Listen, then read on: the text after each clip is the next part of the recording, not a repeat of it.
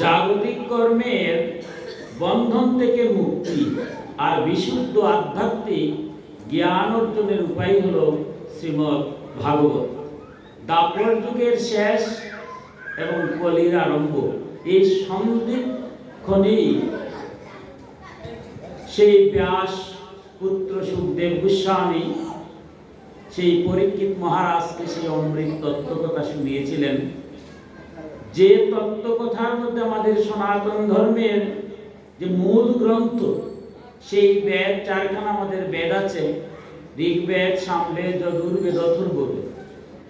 স্বভাবতই প্রশ্ন জাগে যে বেদের আলোচনা বা বেদ পাঠ হওয়া উচিত ছিল, কিন্তু ভাগবত কেন আলোচনা হয়?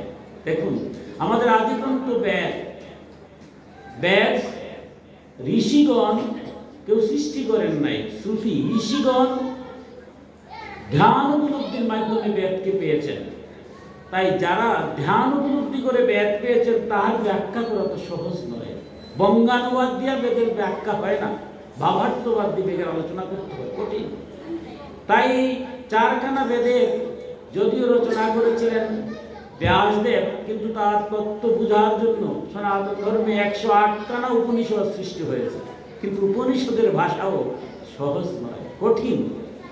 তাই সকল উপনিষদের সারবস্তু নিয়েই কিন্তু শ্রীমদ্ ভগবত গীতা, মহাভারতের অংশ, সেটাও ব্যাসদেব রচনা করলেন। সর্বোপনিষদ, সকল উপনিষদের সার তত্ত্ব শ্রীমদ্ ভগবত গীতা, কিন্তু সেই তত্ত্বকথাও এত সহজ নয়, কারণ উপনিষদের কথা। সর্বশেষে যখন এতগুলা লেখার পরেও যখন মলিন বদনে বসে আছেন ব্যাসদেব, তখনই কিন্তু নারদের সেই উপদেশ, ভগবানের লীলাকথা বর্ণনার মধ্য দিয়ে সমস্ত তত্ত্বকথার বিশ্লেষণ করা যায়। তাই শ্রীমদ্ ভাগবত সমস্ত জ্ঞান কাণ্ডগুলাকে অত্যন্ত মধুরভাবে মন্থন করে আমাদের সনাতন ধর্মে, যেহেতু ব্যাসদেব সর্বশেষে লিপিবদ্ধ করেছেন, তাই সমস্ত শ্রেষ্ঠ গ্রন্থের মধ্যে ভাগবত বলা হচ্ছে সর্বশ্রেষ্ঠ। সেই ভাগবত সম্পর্কে শ্রী ভগবান স্বয়ং ব্রহ্মাকে উদ্দেশ্য করে বলছেন, নিত্যং মম কথা যত্র যত্র তিষ্ঠতি বৈষ্ণবা কলির ভজ্রান রস্তে বৈ যে জয়ন্তি সদা মম। নিত্য যেখানে আমার কথা হয় সেখানে বিষ্ণু, পার্শ্বদ, প্রহ্লাদ প্রমুখ উপস্থিত থাকেন। আমার এই ভাগবত শাস্ত্রের যে প্রতিদিন পূজা করে সে কলির প্রভাব থেকে মুক্ত থাকে, তার উপর কলির কোনো প্রভাব বা অধিকার থাকে না। এই জগতে আমরা যতই পূজা পার্বণ যজ্ঞ অনুষ্ঠান করছি, কলির একটা প্রভাব থেকে যায়। আমরা দেখবো আজমিলের কাহিনী, সমস্ত পূজা অর্চনা যজ্ঞ, এমনকি হরিনাম যজ্ঞ যে করছি, সেখানের মধ্যে কলির প্রভাব পড়ে যায়। কিভাবে পড়ছে ভাগবত সেটা বিশ্লেষণ করছে, বলছে। কিন্তু ভগবান বলছেন, কি বলছেন, যে কিন্তু আমার ভাগবত যেখানে যারা হৃদয়ঙ্গম করেছে সেখানে কলির কোনো প্রভাব সেখানে থাকে না। তাই কলির প্রভাব থেকে মুক্তির জন্য আমাদের ভাগবতের প্রয়োজন।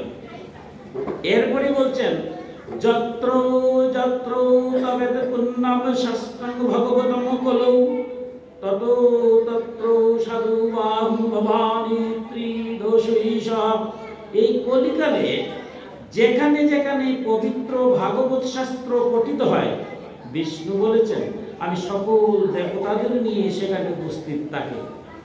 কারণ আমার সনাতন ধর্মে বলছেন একমেব অদ্বিতীয়ম, ঈশ্বর এক, ঈশ্বর বহু নয়। কিন্তু বিপ্রদা বহুধা বদন্তি, বিপ্রগণ জ্ঞানীগণ ভগবানের বিভিন্ন রূপ বিভিন্নভাবে দেখেন, তাদেরকে বলা হচ্ছে দেবতা। তাই বলছেন যেখানে ভাগবত পাঠ হয়, স্বয়ং বিষ্ণু বলছেন আমি সমস্ত দেবতাদের নিয়ে সেখানে আমি উপস্থিত থাকি। আর কি বললেন যত্র যত্র চতুর্ভক্ত শ্রীমদ ভাগবতম ভবেৎ গচ্ছামি তত্র তত্তাহং গুর্জৌতাশুতু বৎসলা। এই চতুর্মুখ অর্থাৎ হে ব্রহ্মা, যেখানে যেখানে শ্রীমদ ভাগবত পাঠ হয়, বৎস প্রিয়া গাভীর মতো আমি সেখানে সেখানে গমন করি। একটা গাভী যখন বাচ্চা প্রসব করে, তখন সেই বাচ্চার প্রতি তার যে মায়া, তার যে মমতা, সেই বাচ্চার যে প্রিয়, একটু ক্ষণিকের জন্য বাচ্চাটা যদি তার চোখের আড়াল হয়, গাভী যেমন বৎসটাকে পাওয়ার জন্য উদ্গ্রীব হয়, ভগবান বলছেন যেখানে যেখানে আমার কলিকালে ভাগবত কথা হয়, আমি বৎস প্রিয়া গাভীর মতো খুঁজে খুঁজে আমি ভক্তের হৃদয়ে অবস্থান করি। এবার বলছেন যত কথা বাচনামৃতম মত কথা শ্রবণরতম মত কথা প্রিয় মানুষ সমনাহম তত্তামি তঙ্গনরম। যে আমার এই ভাগবত কথা পাঠ করে, যে সদাই ভাগবত কথা শ্রবণ করে, আর আমার এই ভাগবত কথা শুনে যে হার্দিক প্রীতি লাভ করে, আমি কখনো তাকে ত্যাগ করি না। ভগবান বলছেন যে আমার কথা যিনি পাঠ করে এবং যিনি শ্রবণ করে সমান মঙ্গল, সমান। পাঠ যে করেন আর যারা শুনেন সমান। এবং যারা হৃদয়ের মধ্যে সেই কথাগুলা হৃদয়ঙ্গম করেন, হৃদয়ের মধ্যে যারা রাখেন, বলছেন হে ব্রহ্মা, আমি তার হৃদয় কখনো আমি ত্যাগ করি না। তাই সনাতন গোস্বামী অত্যন্ত মধুরভাবে চৈতন্য ভাগবতে গিয়ে বলছেন যে পূর্ণ ব্রহ্ম শ্রীকৃষ্ণ শব্দ ব্রহ্মরূপে শ্রীমদ ভাগবতে আবির্ভূত হয়েছেন। আমার সনাতন ধর্মে ঈশ্বরকে যে আমরা আরাধনা করি, সাধারণত 7টি ভাবে আমরা আরাধনা করতে পারি। ভাগবত আলোচনা বা ভাগবত পাঠ এটা একটা মাধ্যম। আমরা যে 7টা ভাগের মধ্যে কি করি, প্রথমে থেকে আমরা নিরাকার পরম ব্রহ্মকে বুঝা, সর্বং কলিদং ব্রহ্ম, সর্বত্র ব্রহ্ম বিরাজমান, তাকে উপলব্ধি করা কঠিন। তাই আমরা চোখের দৃষ্টি যদি নিয়ে আসতে পারি, তাই মুনি ঋষিরা তাকে আনছেন কিভাবে? প্রথমে আনছেন চক্র বা শিলার মাধ্যমে। আমরা নারায়ণ শিলা দেখি, কিন্তু নারায়ণ শিলা বা শিবলিঙ্গ, লিঙ্গ মানে প্রতীক, সেখানের মধ্যে চোখ মুখ নাক কিছুই নেই, জাস্ট একটা প্রতীক হিসাবে আমরা পূজা করছি। পরবর্তী পর্যায়ে ধ্যান উপলব্ধি, ধ্যান করে করে আমরা মাটি মৃত্তিকা দিয়ে ভগবানের আরাধ্য মূর্তি তৈরি করে সেখানে আমরা আরাধনা করি মনকে স্থির করার জন্য। তৃতীয়তে আমরা দেখলাম সিমেন্ট দিয়ে তৈরি করা হচ্ছে মূর্তি, তারপরে কাষ্ঠ দিয়া, কাঠ দিয়া তৈরি করা হয় মূর্তি, তারপরে ধাতু নির্মিত স্বর্ণ, রূপ, ব্রোঞ্জ, তামা এগুলো দিয়ে মূর্তি করা হয়। তারপর আমরা চিত্রপট দেখি, চিত্রপটের মধ্যে আমরা পূজা করা হয়। আর সপ্তম যে পন্থা সেটা হচ্ছে শব্দ ব্রহ্ম। আজ যে পূজা হচ্ছে ভাগবতের পূজা হলো, আর ভাগবতের প্রতিটা কথাই হচ্ছে ভগবান। তাই সনাতন গোস্বামী বলছেন যে স্বয়ং শ্রীকৃষ্ণ শব্দ ব্রহ্ম রূপে ভাগবতে আপনার প্রত্যেকটা কথাই যেন ব্রহ্ম শ্রীকৃষ্ণ রূপ। সেটাকে যদি উপলব্ধি করতে পারি আমরা, তাইলে জীবন ইহকালে শান্তি এবং পরকালে মুক্তি সম্ভব।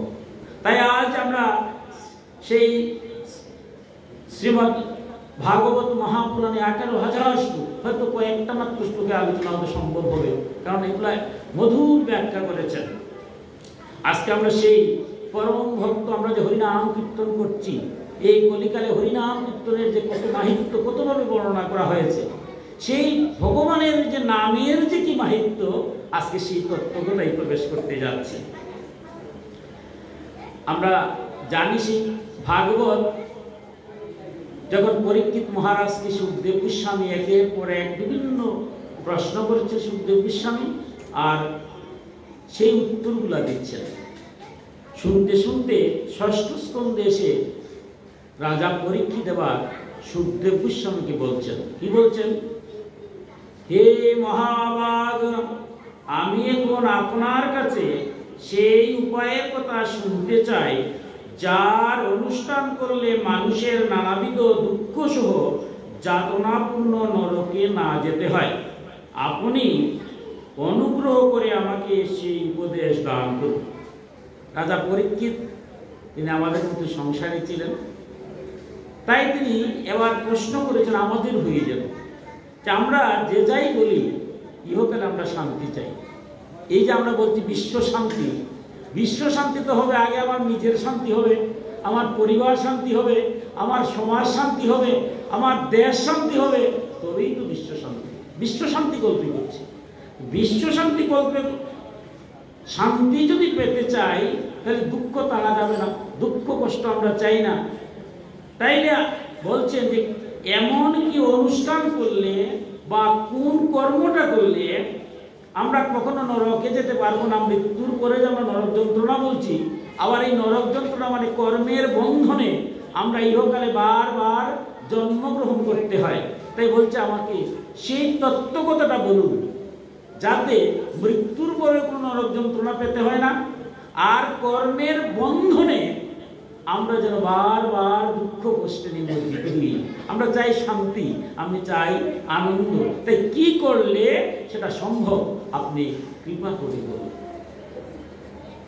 এবার সুখদেব গোস্বামী বললেন, মানুষ মন, বাক্য এবং শরীরের দ্বারা পাপাচরণ করে সে যদি ইহলোকে সেই সব পাপাচরণের যথাবিধি প্রায়শ্চিত্ত না করে তবে মৃত্যুর পরে সেই সব ভয়ানক যন্ত্রণা নরকে, যেসব নরকের বর্ণনা আমি আগে অর্থাৎ পঞ্চম স্কন্ধের শেষ ভাগে তোমার কাছে করেছি, তাকে নিশ্চয়ই যেতে হয়।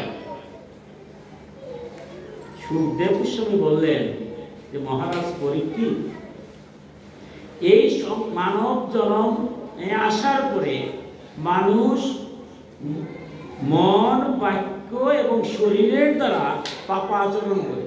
এই পাপের ফলে প্রায়শ্চিত্ত রূপে মৃত্যুর পরেও নরক যন্ত্রণা করে, আর সেটা থেকে মুক্তি পায় না, আবার পৃথিবীতে বারবার জন্ম নিতে হয়। এই কর্ম বন্ধনের কারণে ইহকালে আসার পর আমাদের দুঃখ, কষ্ট, যন্ত্রণা শেষ হয় না। আমরা কর্মফলের কারণে 84 লক্ষ ভ্রমণ, এই 84 লক্ষর মধ্যে আমাদের সনাতন ধর্মে বলছে যে স্থাবর অর্থাৎ বৃক্ষ, যেখান থেকে লড়াচড়া করা যায় না, এই বৃক্ষ সেটাও প্রাণ আছে। 30 লক্ষ বার এই কর্মের বন্ধনে বৃক্ষ জন্ম হয়, 80 লক্ষ বার হয় ভোগ জুনি, এখান থেকে মুক্তি হয় না। 80 লক্ষের মধ্যে 30 লক্ষ হচ্ছে বৃক্ষ, যেখানে বৃক্ষ আছে আশেপাশে বৃক্ষ হয়তো ভগবানের কথা শুনতে পাচ্ছে, কিন্তু বাইরে থেকে তো এখন বৃক্ষ আসতে পারবে না। তাই 30 লক্ষ বার আমরা সেই দুঃখ যন্ত্রণা করতে হয়, এবং বৃক্ষ জন্মের শেষ জন্ম হচ্ছে চন্দন, এবং এই চন্দন শেষ বৃক্ষ দিয়ে গোবিন্দের সেবায় নিয়োজিত হয়ে বৃক্ষ জন্মের সমাপ্তি করি। এবং তাই এই জন্যই আমরা যত পূজা পার্বণ অর্চনা করি চন্দন ছাড়া কিছুই হয় না। বৃক্ষ জন্ম শেষ হওয়ার পরে আসে জলচর, জলের মধ্যে যে কীট পতঙ্গগুলো জলচর যেটা, সেখানে 9 লক্ষ বার জন্ম হয়, এবং শেষ জন্ম হয় শঙ্খ, যে জন্য আমরা শঙ্খের জলেই সবার যদি শঙ্খ ধ্বনি করি, অর্থাৎ শেষ জন্ম দিয়ে গোবিন্দের সেবা করি। এরপরে কর্মের বন্ধনে আসছে কীট পতঙ্গ, 10 লক্ষ বার কীট পতঙ্গ জন্ম হয়। এই 10 লক্ষর মধ্যে শেষ জন্ম হচ্ছে মধুকর, অর্থাৎ মৌমাছি। সে যে মধু তৈরি করে যায় শেষ বেলায়, জীবনের শেষ প্রান্তে, সেই মধুই কিন্তু আমরা গোবিন্দের ভোগ নৈবেদ্যতে দিয়ে থাকি। এরপরে আসছে পক্ষী জন্ম, সেই পক্ষী জন্ম হচ্ছে 11 লক্ষ বার, এবং শেষ জন্ম হচ্ছে ময়ূর। এবং সেই ময়ূরের পুচ্ছ ভগবান শ্রীকৃষ্ণের চূড়ায়, আমরা নারায়ণের চূড়ায় এখন দেখি সেই চূড়াই দেওয়া হয়।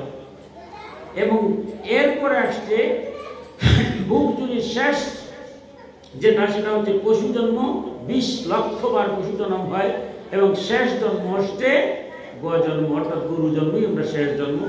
তাই গরুকে আমরা অত্যন্ত সম্মান করি এবং গরু জন্মের পরেই এবং শেষ গরু যে আমাদের সর্বকিছু দিয়ে আমরা পঞ্চকর্ম থেকে শুরু করে দিই, সর্বক্ষেত্রেই আমরা দুগ্ধ দধি থেকে শুরু করে সব গোবিন্দের সেবায় প্রায়, এবং শেষমেশ যে চামড়াটা দিয়ে যায় সেটা দিয়ে আমার গোবিন্দের সেই যে কুল তৈরি করা হয়, শেষ জন্ম যে গোবিন্দের সেবা হয়। এবার বলছেন সুখদেব গোস্বামী, হে পরীক্ষিত, 80 জন্ম ভোগ হলো কর্মের দ্বারা, কিন্তু মুক্তি হলো। এবার মুক্তির সুযোগ করে দিলেন গোবিন্দ। কি করলেন? মানব জন্মে আসেন।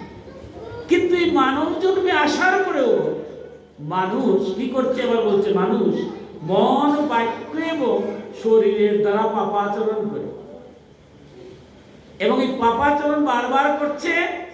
গীতায় যেন ভগবান বলছেন, আমার নাম যদি সামান্যতম কেউ ডাকে আমি তাকে নিঃশেষ করি না। যুগভ্রষ্টের কথা অত্যন্ত মধুরভাবে ব্যাখ্যা করেছেন। তাই তাকে সুযোগ দেয়। 4 লক্ষ বার মানব জন্ম হয়। হয়তো একসময় আমার হাত ছিল না, একসময় আমার পা ছিল না, একসময় আমি চোখই দেখতাম না, কিন্তু গোবিন্দ এবার আমার সব পূর্ণ করে দিয়েছে। তাই বলছেন এই মানব জন্ম পুণ্য জন্ম পেয়েও যে দুঃখ, কষ্ট, যন্ত্রণা, অশান্তি হয় তার কারণ হচ্ছে 3টা। কারণ মানুষ মন, বাক্য আর শরীর দ্বারা পাপ করে, আবার সেই মনুষ্য জন্মে এসেও আবার সেই পাপ কর্মই করে। আর এই পাপ কর্মের যদি মোচন ভগবান না করে, ক্ষমা করেন না, পাপাশ্চিত্ত না করে নিহতকালে, এর ফলে বারবার শান্তিতে নিমজ্জিত হয়। এবার বলছেন পরীক্ষিত মহারাজ যে মানুষ মন, বাক্য আর শরীর দ্বারা কিভাবে পাপ করে, মধুর কথা। এবার তিনি বলছেন, দেখো এই দেহটা আমরা দেখতেছি, এই দেহটা পরিচালিত হয় 3টা মনের দ্বারা। প্রথমে আমরা যাই বলি চোখ দিয়ে দেখি, কিন্তু আসলে ভাগবতে বলছে আসলে চোখ দিয়ে নয়। বর্তমান যারা স্নায়ুবিদ যারা এরাও বলছে চোখ দিয়ে তাকাইলেই হয় না। চোখ দিয়ে তাকাইয়া যদি মন থাকে অন্য জায়গায়, তাহলে এই চোখ দিয়ে তাকানোর কোনো মূল্য থাকে না। তাই মনটাই হলো আসল, সবার আগে। সবার আগে এই মনটা, এই মনের দ্বারাই গোবিন্দের সেবা করা যায়, আর মনের দ্বারাই গোবিন্দ থেকে অনেক দূরে চলে যায়। এই মনটা আবার 6টা রিপুর দ্বারা আস্বাদিত: কাম, ক্রোধ, লোভ, মোহ, মদ এবং মাৎসর্য। আপনারা যারা ভক্ত তাকে সংবরণ করতে পেরেছেন বিধায়ী গোবিন্দের নাম গুণকীর্তন করার আয়োজন করা সম্ভব হয়েছে। কিন্তু চঞ্চল মনটা বড় চঞ্চল। প্রথমে হচ্ছে কাম, শুধু কামনা বাসনা। এই সংসারে কামনা বাসনার শেষ নাই। একটা শেষ হবে আর একটা পূর্ণ হবে। আমার মতো তো সারাটা দিন শুধু কামনা বাসনায় ব্যস্ত থাকি। আজ আপনাদের সৌভাগ্য হয়েছে কেন আসতে, ভক্তরা আয়োজন করেছেন যদি আসতে পেরেছি, নাইলে তো আসতে পারতাম না। সময় দিতাম, বলতাম ভগবান আমার কিন্তু জন্ম দিয়েছো ঠিকই, কিন্তু সারাটা দিনই তো খালি কাজই করলাম। দেখুন গভীরভাবে সুখদেব গোস্বামী বলছেন, পরীক্ষিত তুমিও তো রাজা ছিলে, মৃত্যু যখন হবে এবার তোমার সময় হলো। 7 দিন তুমি সব ত্যাগ করে এবার আমার কথা শুনতে আসছো। কই এর আগে তো একটা বার গোবিন্দের কথা শোনার জন্য তোমার সময় হয় না। 24 ঘন্টায় দিন যায়, কামনার শেষ নাই। আমার মতো ধম বলছে, ভগবান বলছে যে তোমার যে 24 ঘন্টা সব কি তোমার লাগে? আমি বলবো যে আমি সারাদিন তো খালি কাজ করি। সারাদিন কাজ করলেও বর্তমান যুগ অনুযায়ী 6 ঘন্টা বা 8 ঘন্টার উপরে কেউ কাজ করে না। আমরা যারা চাকরি করি তারাও 8 ঘন্টা বা 10 ঘন্টায় চাকরি করি। 6 ঘন্টা নাই ঘুমালাম, খাওয়া দাওয়া গেল, তারপরে কি সারাদিনের মধ্যে 2-4 ঘন্টা পাই না? গল্প গুজব করারও পরেও পাই। অথচ গোবিন্দকে ডাকার সময় আমার হয় না। তাই কামনা বাসনা, এই কামনা বাসনার দ্বারা যখন আমরা দূরে সরে যাই, একটা কামনা যখন আমার আসে না, আমি তার অর্থ চাই, বৃত্ত চাই, সম্মান চাই, যেটুকু পাইছি এটা নিয়ে সন্তুষ্ট নয়, আরও চাই। এই আরো করতে করতেই আমার নিজের অজান্তেই পাপ কর্মে প্রবৃত্ত হই। তাই বলছেন পরীক্ষিত, কামনাটাকে যাই পাও তা নিয়ে সন্তুষ্ট থাকো, আর সারাটা দিন এর মধ্যে থেকে গোবিন্দরে একটা বার স্মরণ করো। যেদিন তুমি সংসার থেকে চলে যাবে সেদিন তোমার সাথে কে যাবে? এই সংসারে সবাই আছে, সবাই নিয়ে কর্তব্য কর্ম, কিন্তু যেদিন আমি চলে যাব সেদিন আমার সাথে কে যাবে? আমার পূর্বপুরুষরা অনেকেই তো চলে গেছে, কাউকে আটকাতে পারলাম? যারা আমরা হারিয়েছি, আমার কতবার আমার বাবাকে তো হারিয়েছি, আটকাতে পারছি? আমার বেলায় কি হবে? এই মুহূর্তে মারা যেতে পারি, আপনিও মারা যেতে পারেন। আমি মারা যাব না, কেউ কি বলতে পারবেন? মারা গেলে কি হবে? পূর্ববর্তীর যে অবস্থা, আমারও সেই অবস্থাই হবে।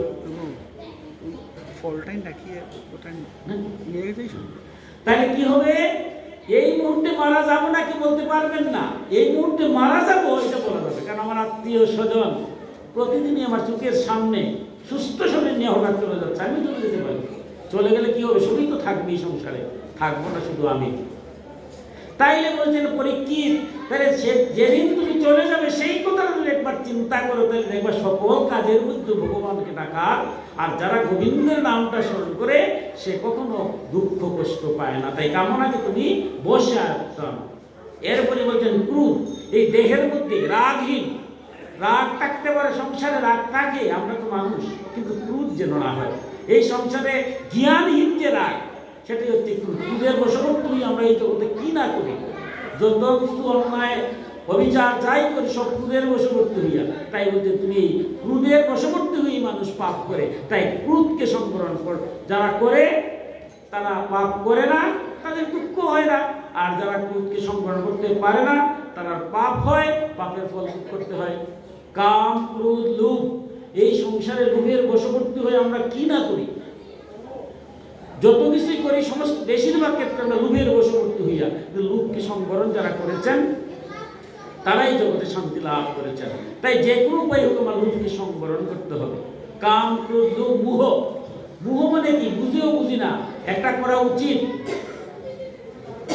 সেটা আমরা বুঝেও বুঝি না। এই সংসারে আমরা যে ধর্মকর্ম করছি, দেখবেন কি মধুর কথা বলছেন, এই সমস্ত জগতে মোহের কারণে আমরা যেটা কাঙ্ক্ষিত জিনিস পাওয়ার কথা সেটা থেকেও আমরা বঞ্চিত হই। কারণ এই সংসারে কত পূজা পার্বণ অনুষ্ঠান করতেছি, করার পরেও তো আমরা কাঙ্ক্ষিত শান্তি পাচ্ছি না। কারণ প্রত্যেকটা কর্মই হচ্ছে তামসিক, রাজসিক এবং সাত্ত্বিক। তামসিক এবং রাজসিক বাদ দিয়ে সাত্ত্বিক ভাব নিয়ে কর্ম করতে হয়, কিন্তু মোহগ্রস্ত হয়ে আমরা বুঝেও বুঝি না, তাই সমস্ত কর্ম করি কিন্তু সাত্ত্বিক ভাব নিয়ে করতে পারি না। তাই আমাদের অশান্তি দূরীভূত হয় না, শান্তি আসে না, অশান্তির দাবান হলে আমরা পুড়ছি। কাম, ক্রোধ, লোভ, মোহ, মদ, মাৎসর্য। মদ হচ্ছে অহংকার। আমি জন্মের অহংকার বলেন, ধনের অহংকার বলেন, মানের অহংকার বলেন, আমার ভাগবতে জ্ঞানের অহংকার বলছি, কারণ ব্রহ্মার জ্ঞানের অহংকার হয়েছিল। এই সংসারে আমরা কতটুকু জানি? আমি কি জানি? কিছু জানি? সামান্য দুই চার কথা জেনে চলে বলে কোলে কৌশলে আপনাকে আঘাত করার চেষ্টা যদি করি, আমার কি ভাগ্যে শান্তি আসবে? তাই বলে একমাত্র ভক্ত যে তার মধ্যে কোনো অহংকার থাকে না, নিরহংকার। জন্ম হোক, যত কথা কর্ম হোক, ভালো মানুষ। মহাপ্রভু কি বলছেন? যে চণ্ডাল চণ্ডাল নহে যদি কৃষ্ণ ভজে, বিপ্র বিপ্র নহে যদি কৃষ্ণতে, যে যেই বোঝে সেই বড়, অভক্ত হিমচারো কৃষ্ণ ভজনে নাহি জাতি কুলারি বিচার। আমি কোথায় জন্ম নিলাম, আমি কতটুকু অর্থ, বৃত্ত, ক্ষমতা, জ্ঞান কতটুকু আছে, জ্ঞান তো পরিচয় হবে সেটা দিয়া, যতক্ষণ নিরহংকারী হয়।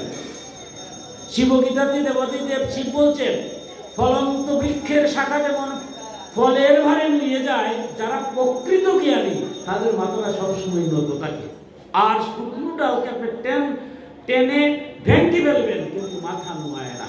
তাই কোনো অবস্থাতেই কোনো অহংকার করা যাবে না, কোনো অবস্থাতে। কারণ যে অহংকার হওয়া মাত্রই সব আপনার ধ্বংস হয়ে যায়। তাই বলতে মদ, অহংকারকে ত্যাগ করতে হবে। এরপর আসছে মাৎসর্য, পরস্ত্রীকাতরতা। এটা আমার দেহের মধ্যে আছে, পরের ভালো লাগে না। কেউ ভালোভাবে চলছে, তার উৎসারণা করবো, তার নিন্দা বন্দনা করবো, চলে বলে কোলে কৌশলে তাকে নিন্দা বন্দনা করো। কিন্তু ভাগবত বলছেন তুমি নিজের নিন্দা করো, আত্মসমালোচনা করো, আত্মবিশ্লেষণ করে আত্মসংশ্লেষণের মধ্যে আত্মশুদ্ধি করো, পরে আলোচনা করা দেখার দরকার নাই। ভালো কাজ করতে যাবেন, 50টা বাধা যদি নাই তাহলে কি কলিকাল হয়? বাধা তো হবেই। ভাগবতের দ্বাদশ স্কন্ধে গিয়ে বলছে, এই যে হরিনাম অনুষ্ঠান করছেন, যে একবার এটা করাও সম্ভব হবে না, এত বাধা আসবে। বলছে কেউ যদি সৎ কার্য করার বাসনা করে, ভগবান বলছে আমি তাতেই খুশি। তাই মাৎসর্য, পরস্ত্রীকাতরতা, পরের দোষ ধরা, এগুলা বাদ দিয়ে আত্মসমালোচনা, করতে হবে, আত্মবিশ্লেষণের মধ্যে আত্মশুদ্ধি করতে হবে। যারা করতে পারে তারাই মনকে জয় করেছে। তাই পরীক্ষিত বলছেন, পরীক্ষিত মহারাজকে সুখদেব গোস্বামী, হে মহারাজ, যারা তিনটা ভাবে পাপ করে তার মধ্যে একটা হলো মন। তাই মনকে যারা স্থির করে তারা পাপ করে না, তারা জগতে শান্তিও পায় না। আর দ্বিতীয় হচ্ছে বাক্য। এই যে একটা কথা বলছি আমরা, শব্দ ব্রহ্ম। ভগবান দুটি হাত দিয়েছেন, দুটি চক্ষু দিয়েছেন, ভগবানের কি লীলা। কিন্তু মুখটা দিয়েছেন দেখেন একটা, অর্থাৎ মুখ দিয়ে যা বাইর হবে এটা ব্রহ্মস্বরূপ, শব্দ ব্রহ্ম বলছে ভাগবতে। তাই বলছে যে পাপ প্রথম হলো মন্দি করে এই ছয়টা ভাবে, আর দ্বিতীয় পাপ হয় বাক্যের দ্বারা। চলে বলে কোলে কৌশলে আপনারা আমি আঘাত করি যেভাবেই পারে। কিন্তু একটা বার ভাবছি না, আপনাকে তো আমি আঘাত করছি, আপনার কিন্তু কি গোবিন্দ নাই? আমার আজ অর্থ আছে, বৃত্ত আছে, নিজের জ্ঞানী মনে করে আপনার অপমান করছি, আপত্তি নাই। কিন্তু আমার ভিতরে ভগবান আছে, আপনার ভিতরে ভগবান আছে, সে কি আমাকে ক্ষমা করবে? আপনার ক্ষমতা আজকে নাই, আমার ক্ষমতা আছে, কিন্তু চিরদিন কি ক্ষমতা থাকবে? তাই বলছেন, হে পরীক্ষিত, মুখ দিয়ে একটা বাক্য উচ্চারণ করতে হলে বুঝতে হবে এটা কি জগতের কল্যাণের জন্য হচ্ছে। আমি এমন একটা কথা বললাম যে কথা দিয়া জগতের কল্যাণ হবে, এটার শাস্তি আমার পেতে হবে, আজ হোক কাল হোক। এমন কথা বাক্য যেন বাইন করি না যেটা দিয়ে আমার সমাজের ক্ষতি হয়, অকল্যাণ হয়। জগতের অকল্যাণ যদি হয় বাক্যের দ্বারা, সেটা মহাপাপ। তাই কাউকে কোনো কটু বাক্য যেমন বলা যাবে না, আমার কথার দ্বারা জগতের যাতে অকল্যাণ না হয়। যারা এই বাক্যকে নিয়ন্ত্রণ করে না, এই বাক্যের বলে তারা পাপ করে, এবং এই পাপের ফল প্রায়শ্চিত্ত, দুঃখ দুর্দশা, ইহকালে হোক পরকালে হোক, 4 লক্ষ মানব জন হবে, দুঃখ আমার পেতেই হবে। এরপরে বলছেন যে যারা বাক্য যারা নিয়ন্ত্রণ করেছে, দেহ বাক্য এবং বাক্য, তারপরে আসছে শরীর। আমরা শরীরের দ্বারাও আমরা কি করি? পাপ আচরণ করি। আমার হাত, আমার চক্ষু, আমার পা এই জগতের কল্যাণের জন্য ব্যয় হয়। এই যে আপনারা যারা দিন রাত শ্রম করে দাঁড়ে দাঁড়ে ভিক্ষা করে সবার কাছ থেকে অর্থ সংগ্রহ করে এই দেবালয় সৃষ্টি করেছেন, আজ সহস্র ভক্তের সমাগম হবে এই অনুষ্ঠানে, হাজার হাজার ভক্ত আসবে, ভক্তের চরণগুলিতে মুখরিত হবে। কিন্তু আপনারা তো করতে পারলেন এই হোক, কিন্তু আমার মতো অধম কি করতে পারলাম? আত্মবিশ্লেষণ করতে হবে, জগতে আসছে চলে যাবো, কি করতে পারলাম? তাই এই দেহ দিয়া খাওয়া দাওয়া সব করতে পারি, আমার মতো অধম। কিন্তু ঘুম থেকে উঠে ভগবান তো তেমন কিছু বলেন নাই। গীতা কি বলছেন? পত্রম পুষ্পম ফলম তুষম, যে আমার কিছু লাগে না, একটু তুলসী পাত্র দাও। আমার মতো অধম যদি বলে আমার বাড়ি তুলসী পত্র নাই, বলছে একটু ফুল দাও, যে না ভগবান ফুল নাই। তো বাধ্য একটু ফল দাও, যে ভগবান টাকা নাই, বলতে বাধ্য ভক্তি করে একটু জল দাও। এবার কি বলবো যে ভগবান আমার বাড়ি জল নাই? কিন্তু আমার মতো ধন, এই ভালো হাত পেলাম, কিন্তু একটা ফুল, যারা ভক্ত আপনারা প্রতিদিন একটা ফুল, তুলসী পাতা, ফল দেন, আর তো কিছু চান না। যে কর্ম করবো, কর্মের আগে ভগবান বলছে আমাকে স্মরণ করি, কিন্তু এটাও হয় না, আমার দেহতে এটা হয় না। এই যে ভগবানকে দর্শন করা, ভাগবতে বলছে যারা ভক্ত দর্শন করে, আমার বিগ্রহ দর্শন করে। দেখুন এখানে এই যে আপনারা হাজার হাজার ভক্ত এখানে আসবে, এই কয়েকদিনে চলবে, সবাই অনাদি গোবিন্দকে দর্শন করছে। আজ কেন অনেক এখানে আসছেন, এখানে যাওয়ার পথে যদি কেউ বলে গেলেন তো দেবালয়ে, গোবিন্দরে দেখছেন নি? আমার যদি কেউ জিজ্ঞাসা করে, আমি তো বলবো না, আমি তো গোবিন্দরে দেখলাম। যদি গেলেন তো লাভ হলো কি? আমরা তো যাই নাই, এই অনুষ্ঠানে কোনো সহযোগিতাও করি নাই। আপনারা যারা দান করলেন, এত টাকা দান করছেন যারা, আর দিন দায় শ্রম দিচ্ছেন, তারা কি দেখছে গোবিন্দরে? আপনিও দেখুন, এরাও দেখছেন। আমি কিছু করিও নাই, আমিও দেখি নাই, এরা আর আমি তো একই, আমার মতো অধম। কি উত্তর নাই। কিন্তু আপনারা যারা ভক্ত, দিন রাত গোবিন্দকে দর্শন করছেন, ভক্তের জন্য আপনারা দিন রাত ঈশ্বরের কাজে ব্যস্ত আছেন, তাদের উত্তর আমার ভাগবত দিয়েছেন। মধুর কথা সুখদেব গোস্বামী বলছেন, ভক্তের উত্তর। ভক্ত বলছে, দেখো দেবালয়ে গিয়েছি, গোবিন্দকে দর্শন করেছি, ঠিক আছে, গোবিন্দকে দর্শন করলেও আমরা দেখেছি, ঠিক আছে, কিন্তু সেইভাবে তুমি যেভাবে বলছো গোবিন্দ দর্শন করেছো, সেইভাবে করতে পারি নাই। কারণ আমি তো রামকৃষ্ণ নাই মামা বলে, বা বামাক্যবার মতো মামা বলে ভগবানের রূপকে পেয়ে যাব। কিন্তু আমি যে প্রণাম করেছি, আমার অনাদিরাদি গোবিন্দ কি আমাকে দেখে নাই? আমার গোবিন্দ দর্শনের দরকার নাই। গোবিন্দ যদি আমার দর্শন করে তাতেই হলো। আর তুমি যে যাও নাই, এটাও গোবিন্দ দেখছে। এটাই ভক্তি মার্গের কথা। যে যাই করছি সব অনাদিরাদি গোবিন্দ দেখছে। আপনার হৃদয়ের প্রতি গোবিন্দ নাই, আমার হৃদয়ের গোবিন্দ নাই, কাউকে বলা লাগবে? তাই পরীক্ষিতকে বলছেন, হে পরীক্ষিত, এই দেহটা পাওয়ার পরে মানুষ মনে করে, আবার বলছি কোন ভক্তের কথা না, আমার অধম যারা, যে সংসারে আমার চেয়ে আর কেউই নেই, ভুল ভ্রান্তি সব করছি, কিন্তু একটা বারো আসবে না যে গোবিন্দ তো আমার হৃদয়ের মধ্যে আছে। আমার মধ্যে কি ভগবান নাই? ভগবান যদি থাকতেন না তাহলে তো ভগবান যখনই যাবেন বাইরে রূপে, আমার পঞ্চভূতের বাইরে রূপে আমার মধ্যে আছেন, আপনার মধ্যে আছেন। ভগবান যাওয়া মাত্র তো আমার নাম ধরে কেউ বলে না, বলবে ওটা মৃত লাশ, কেউ নাম বলে? ভগবান প্রত্যেকের হৃদয়ে আছেন। ভগবান যদি প্রত্যেকের হৃদয়ে থাকেন, এই দেহ দিয়ে আপনি কি করছেন জগতের কল্যাণের জন্য বা ভগবানের জন্য, ভগবান কি দেখছে না? তাই পরীক্ষিতকে বলছেন, হে পরীক্ষিত, এই দেহ যখন অমৃত তত্ত্ব পেয়েছ, গোবিন্দের শ্রীচরণের জন্য এই দেহের দ্বারা জগতের কল্যাণ হয়, মঙ্গল হয়। যারা এইটা জানে যে যদি আমি যে কর্মই করি, আমার ভিতরে হিংসা আছে, আমার মধ্যে বিদ্বেষ আছে, আপনারা হয়তো এখানে বুঝবেন না, কিন্তু আমার ভিতরে যিনি গোবিন্দ আছে, উনি কি আমার ভিতর বাইরে বুঝে না? উনি তো আমার মনের ভিতরে বুঝে। তাই বলছেন, হে পরীক্ষিত, যিনি প্রকৃত ভক্ত সে জানে তার নিজের মধ্যে ভগবান বিরাজ করছেন। সুতরাং সে সেই গোবিন্দর কথা স্মরণ করে হৃদয়ে গোবিন্দ আছে ভেবে জগতের কল্যাণের জন্য সব কাজ করে যায়। সে কখনো মঙ্গল করে না দেহ দিয়ে। আর যারা এটা বুঝে না, তারা এই অহংকারে মত্ত হয়ে পাপ কার্য করে, আর এই পাপের ফল ইহকালে হোক পূর্বজন্মের পাপের ফলে বারবার শান্তি করে।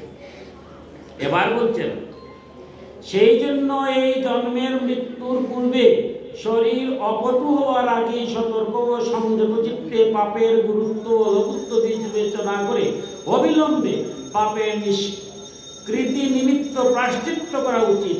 যেমন রোগের গুরুত্ব ও লঘুত্ব বিবেচনা করে মর্মজ্ঞ চিকিৎসক রোগের যথাযথ চিকিৎসা করেন। এবার পরীক্ষিতকে বলছেন, হে পরীক্ষিত, তাই পূর্বজন্মের পাপ বা ইহকালের পাপ, ছোট হোক বড় হোক, সেটা বিবেচনা করে এই মানব জন্ম যেহেতু আমরা পেয়েছি, এই মানব জন্মে জন্ম জন্মান্তরের পাপ মোচন করার উপায় আছে, জানতে হবে। কারণ অসুখ যদি হয়, ডাক্তারের কাছে গেলে চিকিৎসা নিলে রোগ যেমন সুস্থ হয়, এই মানব জন্ম নেওয়ার পরে সেই অমৃত তত্ত্ব যারা জানে এবং ভগবানের নির্দেশ মতো কাজ করে, তারা জন্মান্তরে সমস্ত পাপ মোচন হয়ে ইহকালেও শান্তি এবং পরকালেও মুক্তি লাভ করবে। আজ সেই তত্ত্ব কথাই বলবো। এবার রাজা পরীক্ষিত বলছেন, পূজ্যবর, পাপাচরণ করলে ইহজগতে শাসনকর্তা সমাজ প্রকৃতির দ্বারা প্রত্যক্ষ শাস্তি ও পরলোকে শাস্ত্রোক্ত নরকাদির ভোগ করতে হয়। সুতরাং পাপ যে তার অনিষ্টকারী একথা জেনেও মানুষ স্বভাবের বশে পাপ বাসনায় বিমর্ষ হয়ে বারবার সেই পাপ কর্মে প্রবৃত্ত হয়। সেক্ষেত্রে তার পক্ষে পাপের প্রায়শ্চিত্ত অনুষ্ঠান কি করে সম্ভব? মানুষ কখনো কখনো প্রায়শ্চিত্তাদির দ্বারা পাপের বৃদ্ধি করে, আবার সেই মানুষই সেই পাপ কর্ম করে। সুতরাং আমার তো বিশ্বাস যে হাতি যেমন স্নান করার পরে আবার তখনই ধুলোবালি মাকে, সেই রকম মানুষের এইসব প্রায়শ্চিত্তাদির অনুষ্ঠানও হস্তির স্নানের মতোই নিষ্ফল হয়। এবার পরীক্ষিত মহারাজ বলছেন যে, সুখদেব গোস্বামী, এই সংসারে পাপ বিমোচন করার জন্য মানুষ বিভিন্ন শুভকর্ম কাজ করে থাকে। এই যে পূজা পার্বণ, যজ্ঞ, অনুষ্ঠান, এগুলো তো মানুষ কিসের জন্য করে? পূর্বের পাপগুলা বিনাশ বা ইহকালে পাপ বিনাশ করার জন্য। ইহকালে যদি কেউ পাপ করে, শাসনকর্তাও শাস্তি দেয়। এমন পাপ করলে কোর্টে শাস্তি দিবে এটা জানে, জানার পরে কি পাপ কার্য বন্ধ হয়ে যেতে সমাজে? আমাদের সমাজে কোর্ট কাছারি কি বন্ধ? মধুর কথা বলছেন, এটা তো জানে যে এমন জগতেও কিছু শাস্তি আছে, যে এমন করলে পরে এবার বিচার বিভাগে শাস্তি দেবে, এটা জানার পরেও তো জগতে মানুষের পাপ কার্যই করে। তাইলে তো এটা হচ্ছে আমাদের হস্তির স্নানের মতো। হস্তি ধুলার মধ্যে গড়াগড়ি পায়, কিছুক্ষণ পরে মনে করে ধুলাটা ছাড়ার জন্য স্নান করি, স্নান করার সময় সব ধুলাবালি যায়, কিন্তু স্নান করে এসে আবার ধুলার মধ্যেই মাখায়। আমাদের মানব অবস্থা তো এরকম, মানুষ তো মনটাকে স্থির করতে পারে না। গঙ্গা স্নান করলাম পাপ মোচনের জন্য, এরপরে তো আর পাপ করার কথা নয়, কিন্তু এরপরে তো আর পাপই করি। আমার মতো অধম এই যে আপনার ভক্তের কাছে আসছি, এবার একটু মনটা স্থির, কিন্তু এখান থেকে যখন ভক্তের কাছ থেকে চলে যাব আবার ওই পাপ কার্যই করতে হবে। এবার তিনি মধুর কথা বলছেন পরীক্ষিত, যে তুমি যে এই কথাগুলো বলছো, যখন বলছো তখন আমার ঠিক আছে, কিন্তু কর্মে যখন প্রবৃত্ত হই, একটু করে হস্তের স্নানের মতো ভালো কর্ম করছি, পূজা পার্বণ যজ্ঞ যখন করি তখন তো একটু ভালোই থাকি, পূজা পার্বণ যজ্ঞ যখন শেষ হয়ে যায় আবার পাপ কার্যে প্রবৃত্ত হই। তাহলে তুমি আজ তোমার কাছে সেই তত্ত্বের কথা জানতে চাই, পূজা যজ্ঞ অনুষ্ঠান করেও তো দেখা যায় আমার মুক্তি হচ্ছে না। দেখুন ভাগবতের যে কথাটা আগেই বলছি, কলি যেখানে প্রবেশ করতে পারে না, তাহলে পূজা পার্বণ যজ্ঞ করলেও আমার পাপ থেকে কিন্তু মুক্ত হচ্ছে না। যদি হতো তাইলে এত নাম কীর্তন হচ্ছে, এত যজ্ঞ অনুষ্ঠান হচ্ছে, এত পূজা পার্বণ হচ্ছে না বলা যাবে? সনাতন ধর্মের কথা দেখুন, আপনারা যারা এখানে আমার পিতৃস্থানীয় আছেন, আজকে তো 50 বছর আগে কয়টা হরিনাম যজ্ঞ হতো, কতটা দুর্গা পূজা হতো, কতটা পূজা যজ্ঞ অনুষ্ঠান হতো, হাজার গুণ বাড়ছে। কিন্তু বাড়ার পরে আমার সনাতন ধর্মে আমরা কি সবাই একটা ছাতার করে থাকতে পারছি? চলে বলে বলে কৌশলে আমরা ছাতাটারে ছিদ্র করছি, স্বার্থান্বেষী মহলের কারণে বারবার ছিদ্র করে হিংসা নিন্দা দলাদলি হুস্কারে হি দন্ত নয় দয় সুকার, হুস্কারে হি হলো হিংসা, দন্তের নয় হলো নিন্দা, আর দয় হলো দলাদলি। এই তিনটার ঊর্ধ্বে তিনি হচ্ছেন হিন্দু। আজ আমরা এত পূজা, এত যজ্ঞ, এত অনুষ্ঠান করছি, করার পরেও হিংসা নিন্দা দলাদলি উঠতে পারছি, আঁকড়ে ধরছি। তাহলে কি পরীক্ষিতের কথাটা ঠিক না? যখন আমরা অনুষ্ঠান করি তখন সব ঠিক আছে, অনুষ্ঠান শেষ আবার আমরা মতো করি। তাই আজ হে সুখদেব গোস্বামী, আপনার কাছে জানতে চাই, এখান থেকে মুক্তির কি উপায় নাই? আজ আপনার কৃপা করে এই পূজা করো, প্রায়শ্চিত্ত করবো, কি করবো, পূজা যজ্ঞ এগুলো তো করি, কিন্তু এগুলা করি যখন করলাম, করার পরেই তো আবার পাপ কার্যে প্রবৃত্ত হই। গঙ্গা স্নান করলাম, আমার পূর্ব পাপ চলে গেল, কিন্তু এরপরে পাপ করলে কি মুক্তি পাবো? তো গঙ্গা স্নান করে এসে তো আবার পাপ কার্যই করি। তাইলে এবার তুমি আমার সেই তত্ত্ব কথা বলো যাতে আমি আর পাপ কার্যে প্রবৃত্ত হই না। কারণ পাপ যদি আমি করি না, তাইলে তো আমার ইহকালও আর শান্তি হবে না, আর চিরজীবনও হোক পরকালও নাই। তাহলে আমাকে সেই তত্ত্ব কথাটা বলো যাতে আমি পাপ কার্য থেকে বিরত হতে পারি।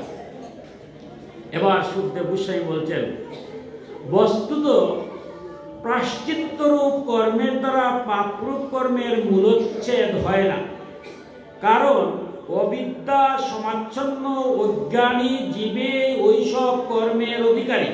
দেখুন ভাগবতের কি মধুর কথাটা। এবার ভক্ত যখন প্রশ্ন করে, জ্ঞানী আর থাকতে পারে না, সুখদেব গোস্বামী এবার আর থাকতে পারলেন। এবার মূল তত্ত্ব কথা বলছেন যে দেখো তুমি যেটা বলেছো সত্যি, পাপের ফল প্রায়শ্চিত্ত করতে হয়, এই জন্য তো যজ্ঞ অনুষ্ঠান পূজা পার্বণাদি করি, কিন্তু যতক্ষণ পর্যন্ত অবিদ্যা থাকে, অর্থাৎ জ্ঞানের উদয় যতক্ষণ পর্যন্ত হয় না, ততক্ষণ পর্যন্ত পূজা পার্বণ যজ্ঞ অনুষ্ঠান যাই করি সেগুলো দিয়ে মুক্তি পাওয়া যায় না। আমার মতো ওরকম একটা প্রশ্ন রাখতে কি যেতে পারে, এটা কিরকম কথা? আমি পূজা করছি, আমি হরিনাম যজ্ঞ অনুষ্ঠান করছি, কিন্তু ভাগবতের কথা, হরিনাম যজ্ঞ অনুষ্ঠান করলো যদি অবিদ্যার বিনাশ না ঘটে, অবিদ্যাটা জ্ঞানের যদি উদয় না করে, কেন জ্ঞানের কথাটা বলছেন? আমরা যদি এই মুহূর্তে কারেন্ট চলে যায় তাহলে কেউ মুখ দেখতে পারবো? পারবো না। কারেন্ট আসা মানে কি আলো আসছে? আমরা সনাতন ধর্মের ঋষিরা বারবার বলছেন অসত উমা অসত উমায়, বেদের যে আহ্বানটা কি? অজ্ঞান দূরীভূত করে জ্ঞানের আলো উদ্ভাসিত করো। জ্ঞান যখন আপনার হয়ে যাবে, জ্ঞান হয়ে গেলে আপনি যে কর্ম করবেন, পূজা যজ্ঞ অনুষ্ঠান, ভাগবত বলছেন, সুখদেব বলছেন, হে পরীক্ষিত, এই সংসারে যা কিছু আছে সবই হচ্ছে কয়টা? 3 ভাগে বিভক্ত। যা কিছু আছে যদি 3 ভাগে বিভক্ত হয়, তাহলে পূজা যে করছি আমরা, পূজাও 3 ভাগে বিভক্ত। ভাগবতের মধ্যে সব 3 ভাগ। ভাগবত পাঠ হচ্ছে, এটাও 3 ভাগ। গীতা পাঠ হচ্ছে, এটাও 3 ভাগ। হরিনাম যজ্ঞ হচ্ছে, এটাও তিনবার। কিরকম? একটা হচ্ছে সাত্ত্বিক, একটা হচ্ছে রাজসিক, একটা হচ্ছে তামসিক। এখন আমরা যদি পূজা করলাম, সেটা যদি তামসিক পূজা হয়, পূজা করতে গেলে ভগবান কি বলছেন? অর্জুন, শাস্ত্রবিধি লঙ্ঘন করিয়া কোনো কার্য করিও না, করিলে ইহকালেও শান্তি নাই, পরকালেও মুক্তি নাই। এখন শাস্ত্রবিধি লঙ্ঘন করিয়া যদি পূজা পার্বণ যজ্ঞ করি, তাহলে কি আমার উপকার করবে? তামসিক অর্থাৎ যেটা করা উচিত সেটা আমরা করছি না, শাস্ত্রীয় যেটা করা দরকার নাই সেগুলো দিয়ে বিশাল আনন্দের সাথে পূজা যজ্ঞ অনুষ্ঠান করলাম, তাইলে কিটা হবে? অথবা রাজসিক দেখাইলাম, মানুষকে দেখানির মতো দেখাইলাম, কিন্তু সাত্বিক ভাব আমার মধ্যে নেই। এরপরও আমার মধ্যে একটা, আজকের যে বিষয়টা অত্যন্ত কঠিন, আজ হরিনাম যজ্ঞ অনুষ্ঠান আমরা শেষ মুহূর্তে যাব, যে হরিনামটা কেন মহাপ্রভু আমাদের দিলেন? এই হরিনামটাও আজ তামসিক হয়ে গেছে, হরিনামটাও আজ রাজসিক হয়ে গেছে। হরিনামটাও সাত্বিকভাবে করতে হবে, সাত্বিকভাবে করলেই মুক্তি লাভ করবে। তাই আমরা দেখবো এগুলো কিভাবে হয়, সাত্বিক কিভাবে রাজসিক। তাই বলছেন, জীবে যে কর্ম করে যতক্ষণ পর্যন্ত অজ্ঞান থাকে ততক্ষণ পর্যন্ত পাপ যায় না।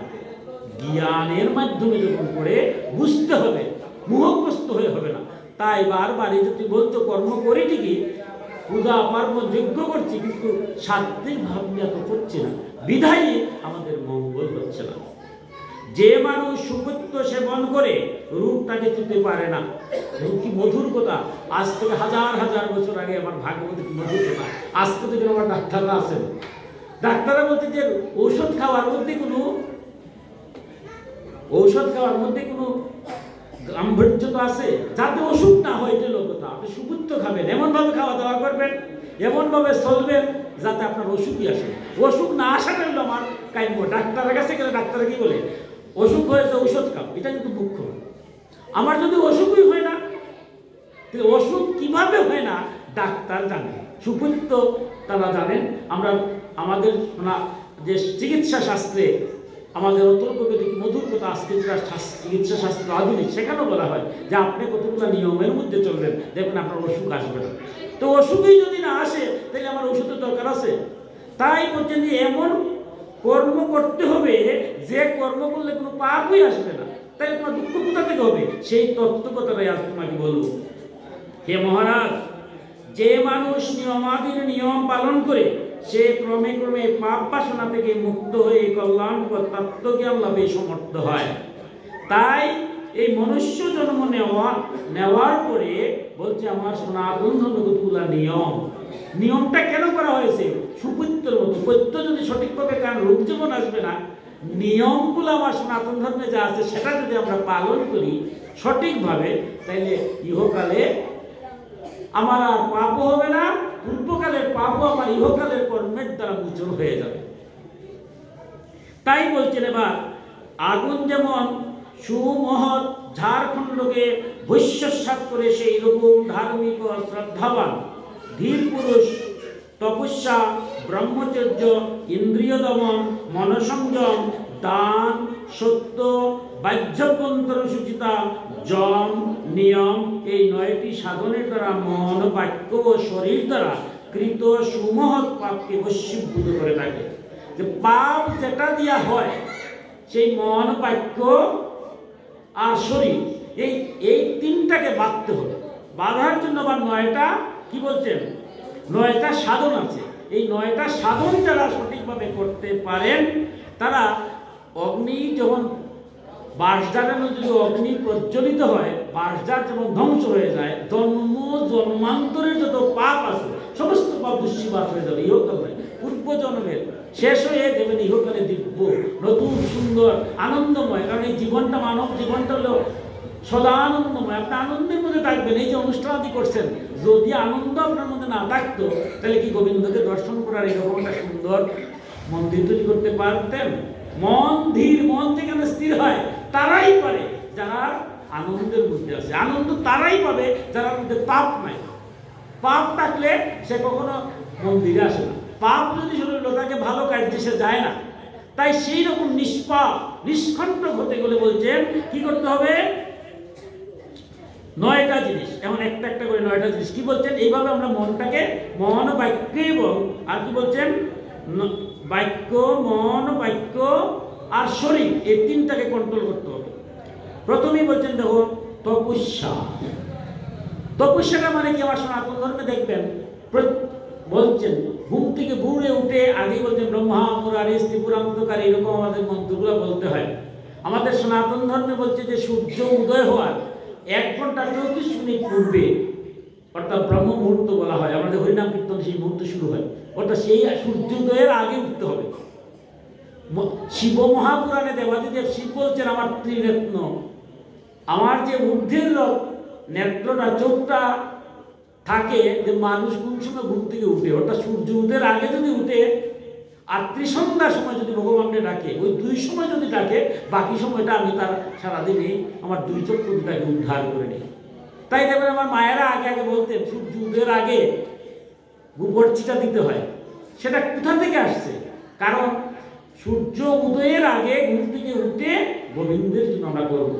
আমার মতো অত চাকরি করি বলে ঘুম থেকে উঠি তো ভগবানকে যেতে হয়, 1 ঘন্টা আগে উঠতে হয়। জয়টায় আমার যেতে হয়, তার 1 ঘন্টা আগে উঠলাম, সূর্য উদয়ের আগে বলা পারলামই না। এটা যদি নাও পারি, যদি আমার 7টায় উঠতে হয় 6টায় উঠবো।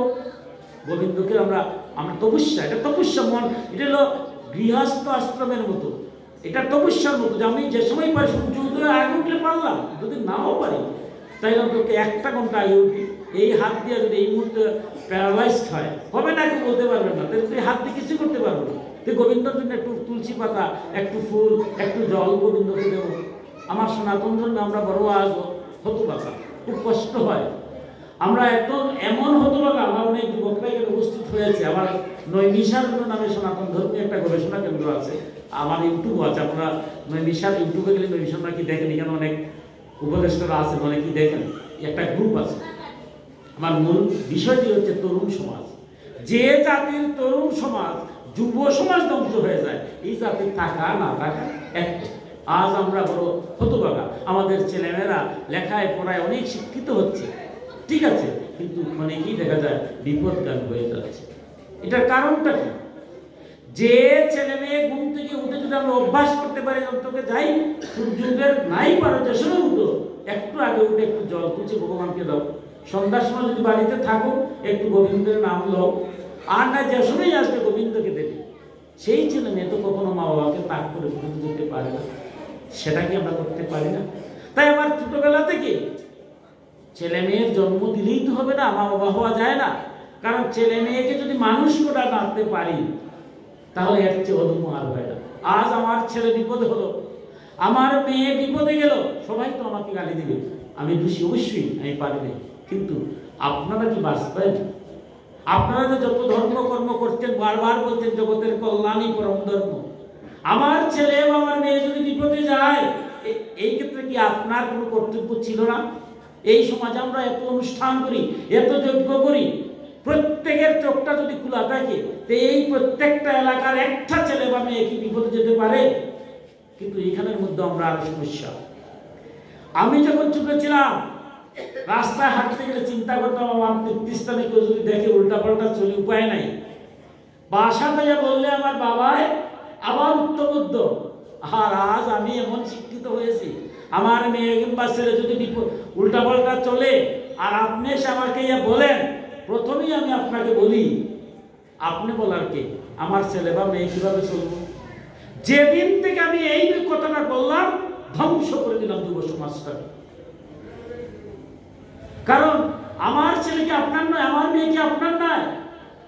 তাই আমাদের প্রত্যেকেরই, যার নিজের ছেলে, এই সমাজের যতটা ছেলে মেয়েরা তো আমার, সবাই খুঁজ করতে হবে এরা কোথায় যাচ্ছে, লেখাপড়া করছে, কি করুক। আজ লেখাপড়া করে দেখা যাচ্ছে অনেক ডিগ্রি নিচ্ছে, কিন্তু ক্ষণিকের মধ্যে সে বিপদে চলে যাচ্ছে। জাগতিক শিক্ষার সাথে আমার আধ্যাত্মিক শিক্ষা থাকতে হবে। তাই বলছি, এটা একটা তপস্যা, শরীরকে তপস্যা করতে হবে জগতের কল্যাণের জন্য। যতটা পূজা অনুষ্ঠান হয়, এমন কোন পাড়া আছে যেখানে পূজা পার্বণ হয় না? সবাই তো আমরা একত্রিত হচ্ছি। আমার মহাপ্রভু কীর্তন করেছেন, কীর্তন করে চৈতন্য ভাগবত গিয়ে দেখুন, বলতেন সঙ্গ শক্তির কলৌ যুগে সঙ্গ ছাড়া চলা যাবে না। কারণ আমার একটা ছেলে কিংবা মেয়ে যে আজ ধ্বংস হচ্ছে, বিপদে চলে যাচ্ছে, সে কি পাপী হয়ে জন্ম নিয়েছিল? এই সমাজে তো সে পুণ্যাত্ম হয়ে জন্ম নিয়েছিল। আমি সেই পরিবেশ রাখতে পারি নাই, বিদায় আজ বিপদে চলে যাচ্ছে। তাই প্রত্যেকটা ছেলে মেয়ের প্রতি খেয়াল রাখতে হবে। তাই বলছে যে আমার কি বলতে, প্রথমেই জগতের কল্যাণের জন্য আমার দেহটাকে ব্যয় করতে হবে। জগতের কল্যাণে তপস্যা, এটাই তপস্যা। তপস্যাটা কি? আমার ভগবান তো সব দেখতেছেন, তাই প্রত্যেকেই যদি জগতের কল্যাণের জন্য কাজ করে যায়, দেহ মন বাক্য দিয়া সমাজের কল্যাণের জন্য কাজ করে যায়, সেই তপস্যায় যেন গতি হই। এরপরে আসছে ব্রহ্মচর্য। সনাতন ধর্মে 4টা আশ্রমে ভাগ করেছে কলিকালকে: ব্রহ্মচর্য, গারস্থ, বানপ্রস্থ এবং সন্ন্যাস। প্রথমে আমাদের জ্ঞান অর্জন বলে আমাদের বর্তমান যে শিক্ষা ব্যবস্থা, এই সনাতন ধর্মের সেই শিক্ষা ব্যবস্থা এখনো রয়েছে। 25 বছর পর্যন্ত জ্ঞান অর্জন। এখন আমরা ইউনিভার্সিটি যে ডিগ্রি দেওয়া হয়, যদি সেশন জোট না থাকে 25 বছরই কমপ্লিট হয়। এখনো সেই সমাবর্তন আছে ব্রহ্মচর্যতে গারস্থ আশ্রমে যাওয়ার জন্য। এই যে ছোট ছেলে মেয়ে যারা আছে, তাদেরকে সেই শিক্ষায় শিক্ষিত করতে হবে। কারণ ব্রহ্মচর্য 25 বছর বয়স পর্যন্ত যে শিক্ষা নেবে, এই শিক্ষাটাই গারস্থ আশ্রমে প্রবেশ করবে। আমরা কি শিখি ব্রহ্মচর্য আশ্রমে? আমার সনাতন ধর্ম কি বলছে? মাতৃদেব ভব, পিতৃদেব ভব, দরিদ্র দেব ভব। জগতে প্রত্যেকটা মানুষের সেবা করো, মায়ের সেবা করো, বাবার সেবা করো। এই সনাতন ধর্মে যদি সেই তত্ত্বগতার উপলব্ধি করি, বলছি আমরা মন বাক্যের দ্বারা পাপ হয় কেন আমরা বুঝি না, মোহগ্রস্ত। আমরা আগে বলছিলাম, আমি লেখাপড়া করেছি, পিএইচডি নিয়েছি। আমি আবার বলছি, কোনো ভক্তের কথা বলছি না, ক্ষমা করবেন, আমার মতো অধমের কথা বলছি। কিরকম মোহগ্রস্ত! আমি লেখাপড়া করেছি, পিএইচডি, ঘরে ঘরে আজ ডিগ্রি পাস, মাস্টার। স্বীকার করতে হবে, লেখাপড়া তো আমরা অনেক শিখছি না? আজকে আমার স্ত্রী যখন আসছেন, উনিও অনেক শিক্ষিত, মাস্টার ডিগ্রি, পিএইচডি দেন, ভালো কথা। দুর্ভাগ্য, আমার পরিবারে আমার স্ত্রীর জায়গা হয়, আমার ছেলের জায়গা হয়, মেয়ের জায়গা হয়। দুর্ভাগ্য, আমার যে জন্মদাতা পিতা, যে জন্মদাতা মাতা চলে বলে কোলে কৌশলে, তাকে আমরা দূরে সরে রাখি। ক্ষমা করবেন, মোহগ্রস্ত, বুঝি না। কিন্তু আমার সনাতন ধর্ম কি বলছে? সনাতন ধর্মের মা বাবা হচ্ছে মহাগুরু। স্বয়ং ভগবান শ্রীকৃষ্ণ যখন পূর্ণ ব্রহ্মরূপে জগতে আসছিলেন, সুদামা প্রশ্ন করছেন, তিনি বুঝতে গিয়েছেন, বলছেন তোমার কাছে তো অনেক সময় অনেক কথাই বলি, শুনি, জগতে প্রধানত গুরু কয়জন? আমার ভগবান বলছেন যে প্রধানত গুরু হচ্ছেন 3 জন। 3 জন গুরু। তো 3 জন হলে তো প্রথম যিনি হচ্ছেন মহাগুরু। বলে হ্যাঁ, প্রথম যিনি মহাগুরু। তো মহাগুরু কে? বলছে মহাগুরু হচ্ছেন পিতা মাতা। দ্বিতীয় গুরু যে অজ্ঞান বিরাম দেশে জ্ঞানাঞ্জন শলাকার, যিনি অজ্ঞান দূরীভূত করে জ্ঞানের আলো দেন। অখণ্ড মণ্ডলাকারং ব্যাপ্তং যেন চরাচরম, যিনি অখণ্ড মণ্ডলাকার বিশ্ব ব্রহ্মাণ্ডে যিনি পরিব্যাপ্ত, সে তার পথ যিনি দেখান, তিনি হচ্ছেন সেই গুরু, শিক্ষা গুরু। আর তৃতীয় হচ্ছেন পরম গুরু, যাকে পাওয়ার জন্য সাধনা। সুদামা বলছেন, এ কি খবর কৃষ্ণ ভগবান, তুমি তো বাল্যবন্ধু, তুমি মধুর করে কথা বলো। স্বয়ং ভগবানকে তুমি রাখলা 3 নম্বরে, গুরুকে রাখছো 2 নম্বরে, আর মহাগুরু বলছো মা বাবারে। এটা কিরকম কথা? মা বাবা ভগবানের উপরে। দেখুন আমার ভগবান কি মধুর কথা বলছেন। এই যে কত মধুর কথা বলছেন সুদামা। কর্মের বন্ধনে 80 লক্ষ যোনি যখন পরিভ্রমণ করে মনুষ্য দেহে আসবে, সেই আত্মাটা, যে পরমাত্মার অংশ জীবাত্মাটা, আকাশস্থ নিরালম্ব বায়ুভূত নিরাশ্রয়ে ঘুরতে থাকে। তখন চায় ভক্ত পিতার ঔরসে মাতৃগর্ভে সে প্রবেশ করবে। কিভাবে প্রবেশ করবে? আত্মাটা যে আমার কাছে আসছে, আপনার কাছে আসছে, কিভাবে আসছে? পিতৃ ঔরসে মাতৃগর্ভে যখন মায়ের রক্ত মাংস মজ্জা অস্থি দিয়ে একটা মাংসপিণ্ড তৈরি হলো, তখন 7ম মাসে অনাদিরাদি গোবিন্দ এসে এই মাংসপিণ্ডের মধ্যে প্রবেশ করা মাত্রই আমি সচল হয়ে গেলাম। ভগবান বললেন, হে সুদামা, পিতৃ ঔরসে মাতৃগর্ভে যদি মাংসপিণ্ডটা সৃষ্টি না হতো, তাহলে অনাদিরাদি গোবিন্দ এসে কি মনুষ্য দেহে প্রবেশ করতে পারতেন? তাহলে কি মা বাবা কি মহাগুরু নয়? তাই সনাতন ধর্মে মা বাবাকে মাত্র, মা বাবা কি বলছে? মহাগুরু। মহাগুরু আর কোন শব্দ নাই। বলছে পিতা স্বর্গ, পিতা ধর্ম, পিতা ই পরমম তপ। পিতাই স্বর্গ, পিতাই ধর্ম, পিতাই পরম তপস্যা। এই যে বলতে তপস্যা, তপস্যাটা কি? এই যে আমরা মনে করি সংসার ত্যাগ করে মনে বনে গেলে কি এটার নাম তপস্যা। আর এটাকে বলতে পিতা স্বর্গ, পিতা ধর্ম, পিতাই পরম তপস্যা। পিতরি প্রতিমাপন্নে প্রিয়ন্তে সর্বদেবতা। পিতা যদি খুশি হন সমস্ত দেবতারা খুশি হন, পিতা যদি অসন্তুষ্ট হন সমস্ত দেবতারা অসন্তুষ্ট হন। তাই পিতাকে যদি অসন্তুষ্ট করে আমি দেবতা পূজা করি, দেবতা কি গ্রহণ করবেন? মায়ের মন্ত্রে কি বলছে? যত প্রসাদ, যার প্রসাদে, এই যে মা রক্ত মাংস মজ্জা অস্থি দিয়ে এই দেহটা তৈরি করলেন, মায়ের একটা দুধের বিশেষ করা যায় না। আর যে তিনি প্রসব যন্ত্রণা, একমাত্র মা ভিন্ন এই জগতে কেউ চিন্তাই করা যায় না। মা কিন্তু শুধ করা তো অনেক দূরের কথা, একটা দুধের নিষেধ করা যায় না। তাই বলছেন যত প্রসাদ, যার প্রসাদ। এই যে আমরা দেখছি জগৎটাকে, যদি মা দিত না তার প্রসাদ এই জগৎটা দেখলাম, এই যে আনন্দ মধ্যে আসছি। তাই যার প্রসাদে এই দেহখানা পেলাম, যার প্রসাদ জগৎ দৃষ্টাম, জগৎকে দেখলাম, পুণ্য কাম যদাশিস প্রত্যক্ষ দেবতা, কুশির দেবতা, মার মধ্যে কোনো তফাৎ নাই, সেই মাকে প্রণাম করি। তাই বিষ্ণু পুরাণে স্বয়ং বিষ্ণু বলছেন, যারা মা বাবার সেবা না করে, পূজা না করে, আমার পূজা করে, আমি সেই পূজা গ্রহণ করি না। তাই আমার সনাতন ধর্মে দেখবেন বৈদিক কর্ম করতে গেলে দশবিধ সংস্কার, আপনি ঘর সঞ্চার করেন, আধ্যাত্মিক মানে কি? শ্রাদ্ধ করা লাগবে।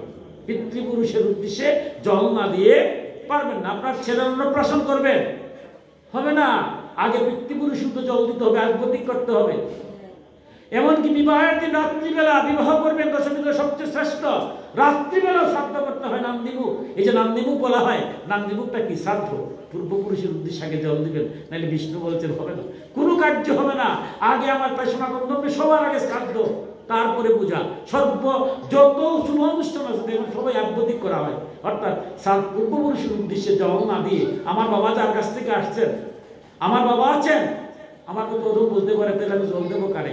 আমার বাবা যার কাছ থেকে আসছেন, উনি না আসলে কি বাবা আসবেন?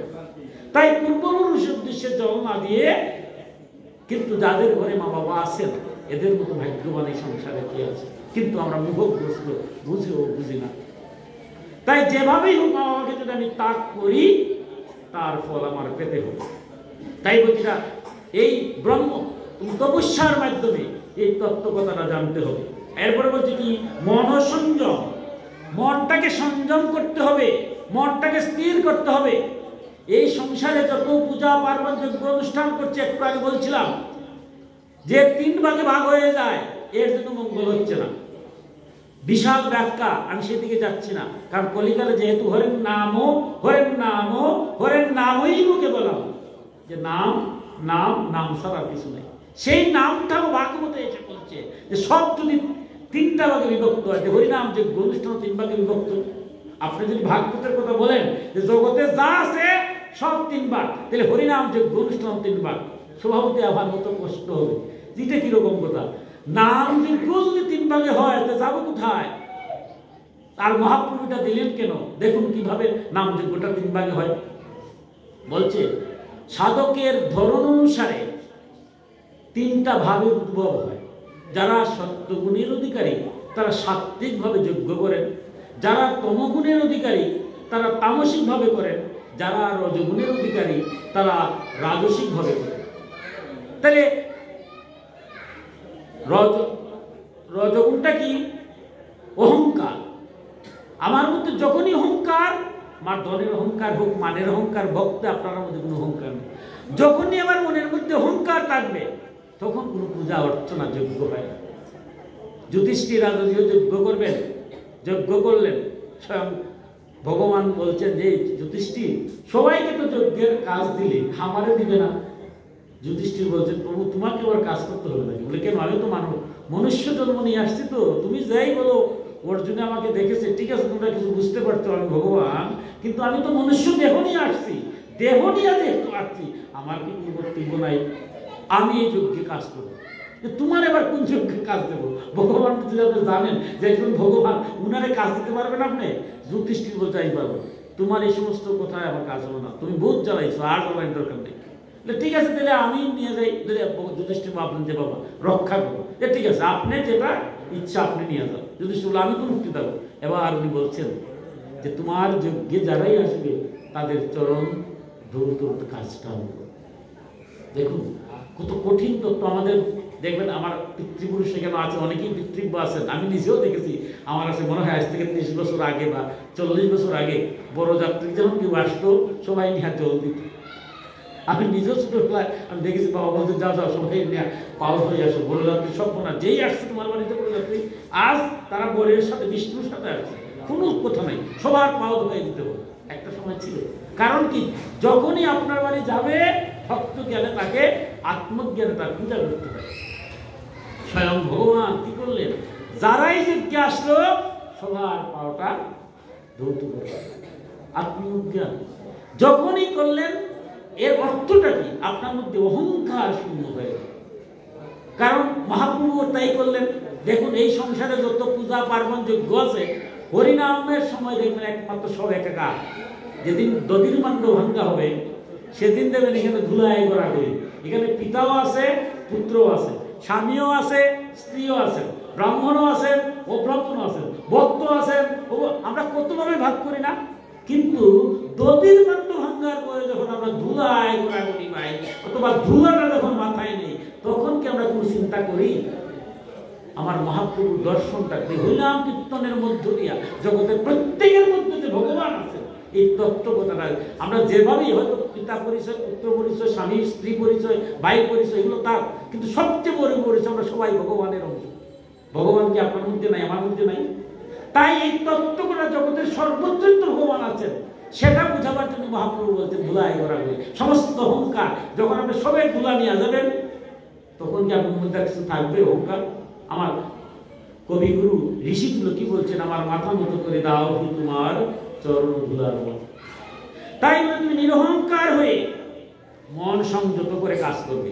কিন্তু রজগুণের যারা, রজগুণ যারা, তারা অহংকার, আমি শ্রেষ্ঠ, পূজা পার্বণ যজ্ঞ এমন একটা করবো দেখাবো জগৎকে, কিন্তু সাত্বিক ভাব নিয়ে করা হয় না, নিয়ম অনুসারে যেভাবে করার কথা সেটা আমরা করি না। লক্ষ লক্ষ টাকা দিয়ে দুর্গা পূজা করছি, কিন্তু দুর্গা পূজার যে বিষয়টা 108টা জিনিস কেন আনছি সেই তত্ত্বটাই জানছি না। লক্ষ লক্ষ টাকা ব্যয় করছে, আমার পাশের বাড়ির ছেলে একটা মেয়ে একটা নষ্ট হয়ে যাচ্ছে সেদিকে খেয়ালই নেই। কিন্তু জগৎ কল্যাণ মা জননী সবার মা, আমার যত টাকাই খরচ করি, আমার সনাতন ধর্মে লক্ষ লক্ষ টাকা ব্যয় করছি, করব, কিন্তু একটা কথা দেখবেন যেভাবেই ব্যয় করি না কেন জগতের কল্যাণের জন্য ব্যয়। সবাই যদি আমরা স্বতঃস্ফূর্ত হয়ে যাই, লক্ষ লক্ষ টাকা ব্যয় আমাদের আছে, কিন্তু আমার যুব সমাজ যদি আমরা যেভাবেই পারি চলে বলে কলে কৌশলে তাদের কাঁদতে হবে। একটা ছেলে মেয়ে যাতে বিপদ যায় না, আমরা সবাই যদি স্বতঃস্ফূর্ত হয়ে যাই তাহলে কি একটা ছেলে মেয়ে বিপদ যেতে পারে? সেই অর্থে আমার ব্যয় করতে হবে, বুঝতে হবে। তাই বুঝতে হবে, তামসিক ভাবটা নিয়ে হবে না। আজকে হরিনাম কীর্তন দেখুন কত, কেন বলছেন হরিনাম কীর্তন 16 নাম 32 অক্ষর, আমরা সবাই বলছি 16 নাম 32 অক্ষর, কেউ বলে না, সবাই বলছে। তারকব্রহ্ম হরিনাম, এটাকে বলছে তারকব্রহ্ম। কেন বলছে? 4 যুগে যুগ ধর্মের একটা মন্ত্র থাকে। সত্য যুগে ছিল, ত্রেতা যুগে ছিল, দাপরে ছিল, কলিতে ছিল, কলি সন্তরণ উপনিষদে এবং রাধাতন্ত্র সেগুলো ব্যাখ্যা আছে। সেটা কেউ জানতো না, গোপন ছিল। আমার প্রেমবতার মহাপ্রভু দেখলেন যে এই আসল তত্ত্বটা বিলিয়ে দেয়, উনি বিলিয়ে দিলেন। এবার হরিনাম হচ্ছে চতুর্দিকে। এবার দেখুন খুব কষ্ট হয়, আজ হরিনাম সেটাও তামসিক কিভাবে হচ্ছে। 16 নাম 32 অক্ষর, হরে কৃষ্ণ কৃষ্ণ কৃষ্ণ হরে হরে, হরে রাম রাম রাম হরে হরে। আমার ভগবান গিয়েছিলেন সকালবেলা গ্রীষ্মে, রাত্রে গিয়েছিলেন রাসে, অষ্টকালীন লীলা করেছেন। এই জন্যই অষ্টকালীন লীলার সুরে অষ্টকালীন হরিনাম কীর্তন হয়, সেটাই বিধান। বৃন্দাবন দশটা মধুর ভবেশটা করে। কিন্তু আজ আমরা সেই অষ্টকালীন শুদ্ধ পাঠ আমাদের সনাতন ধর্মে হাজার বলে তো ভুল হবে, লক্ষাধিক গান আছে আধ্যাত্মিক গান।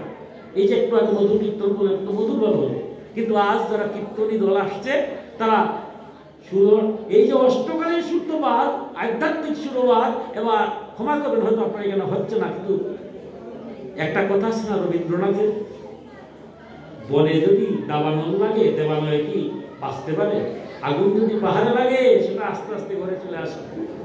আর সনাতন ধর্মে হরিনাম কীর্তন হয়, কিন্তু শিরোনাম 32 অক্ষর দিয়ে হরিনাম কীর্তন কতটুকু বিচার করবেন দেখবেন। আজকে তো মোবাইলের যুগ, ইউটিউবে সব।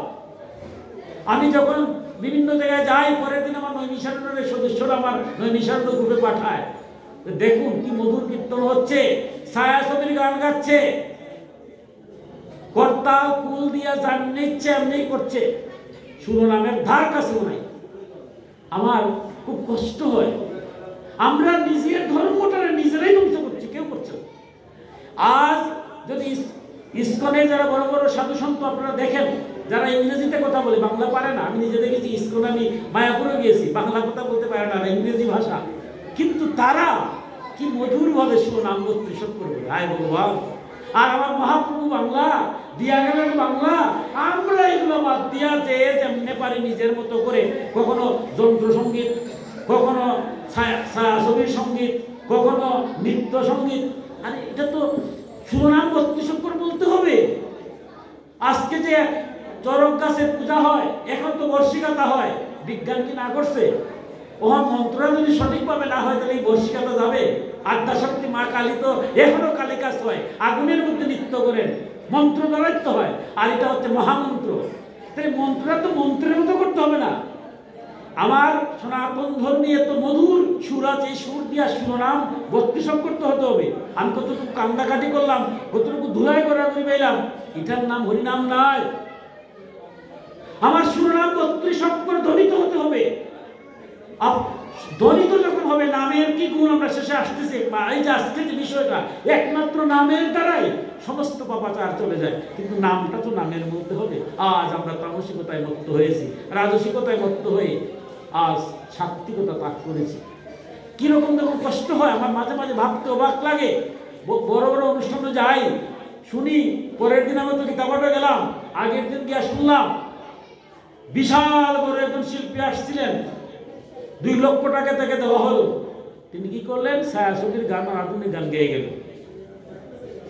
উনি যাওয়ার সময় 2 লাখ টাকা থেকে 1 টাকা কম নেয় নাই, কিন্তু আমরা বলতে পারলাম না যে আপনি মন্দিরে আসছেন, আমার ভগবানের কীর্তন করুন। ভগবানের গান কি নাই? ভগবানের গান কি নাই আমার সনাতন ধর্মে?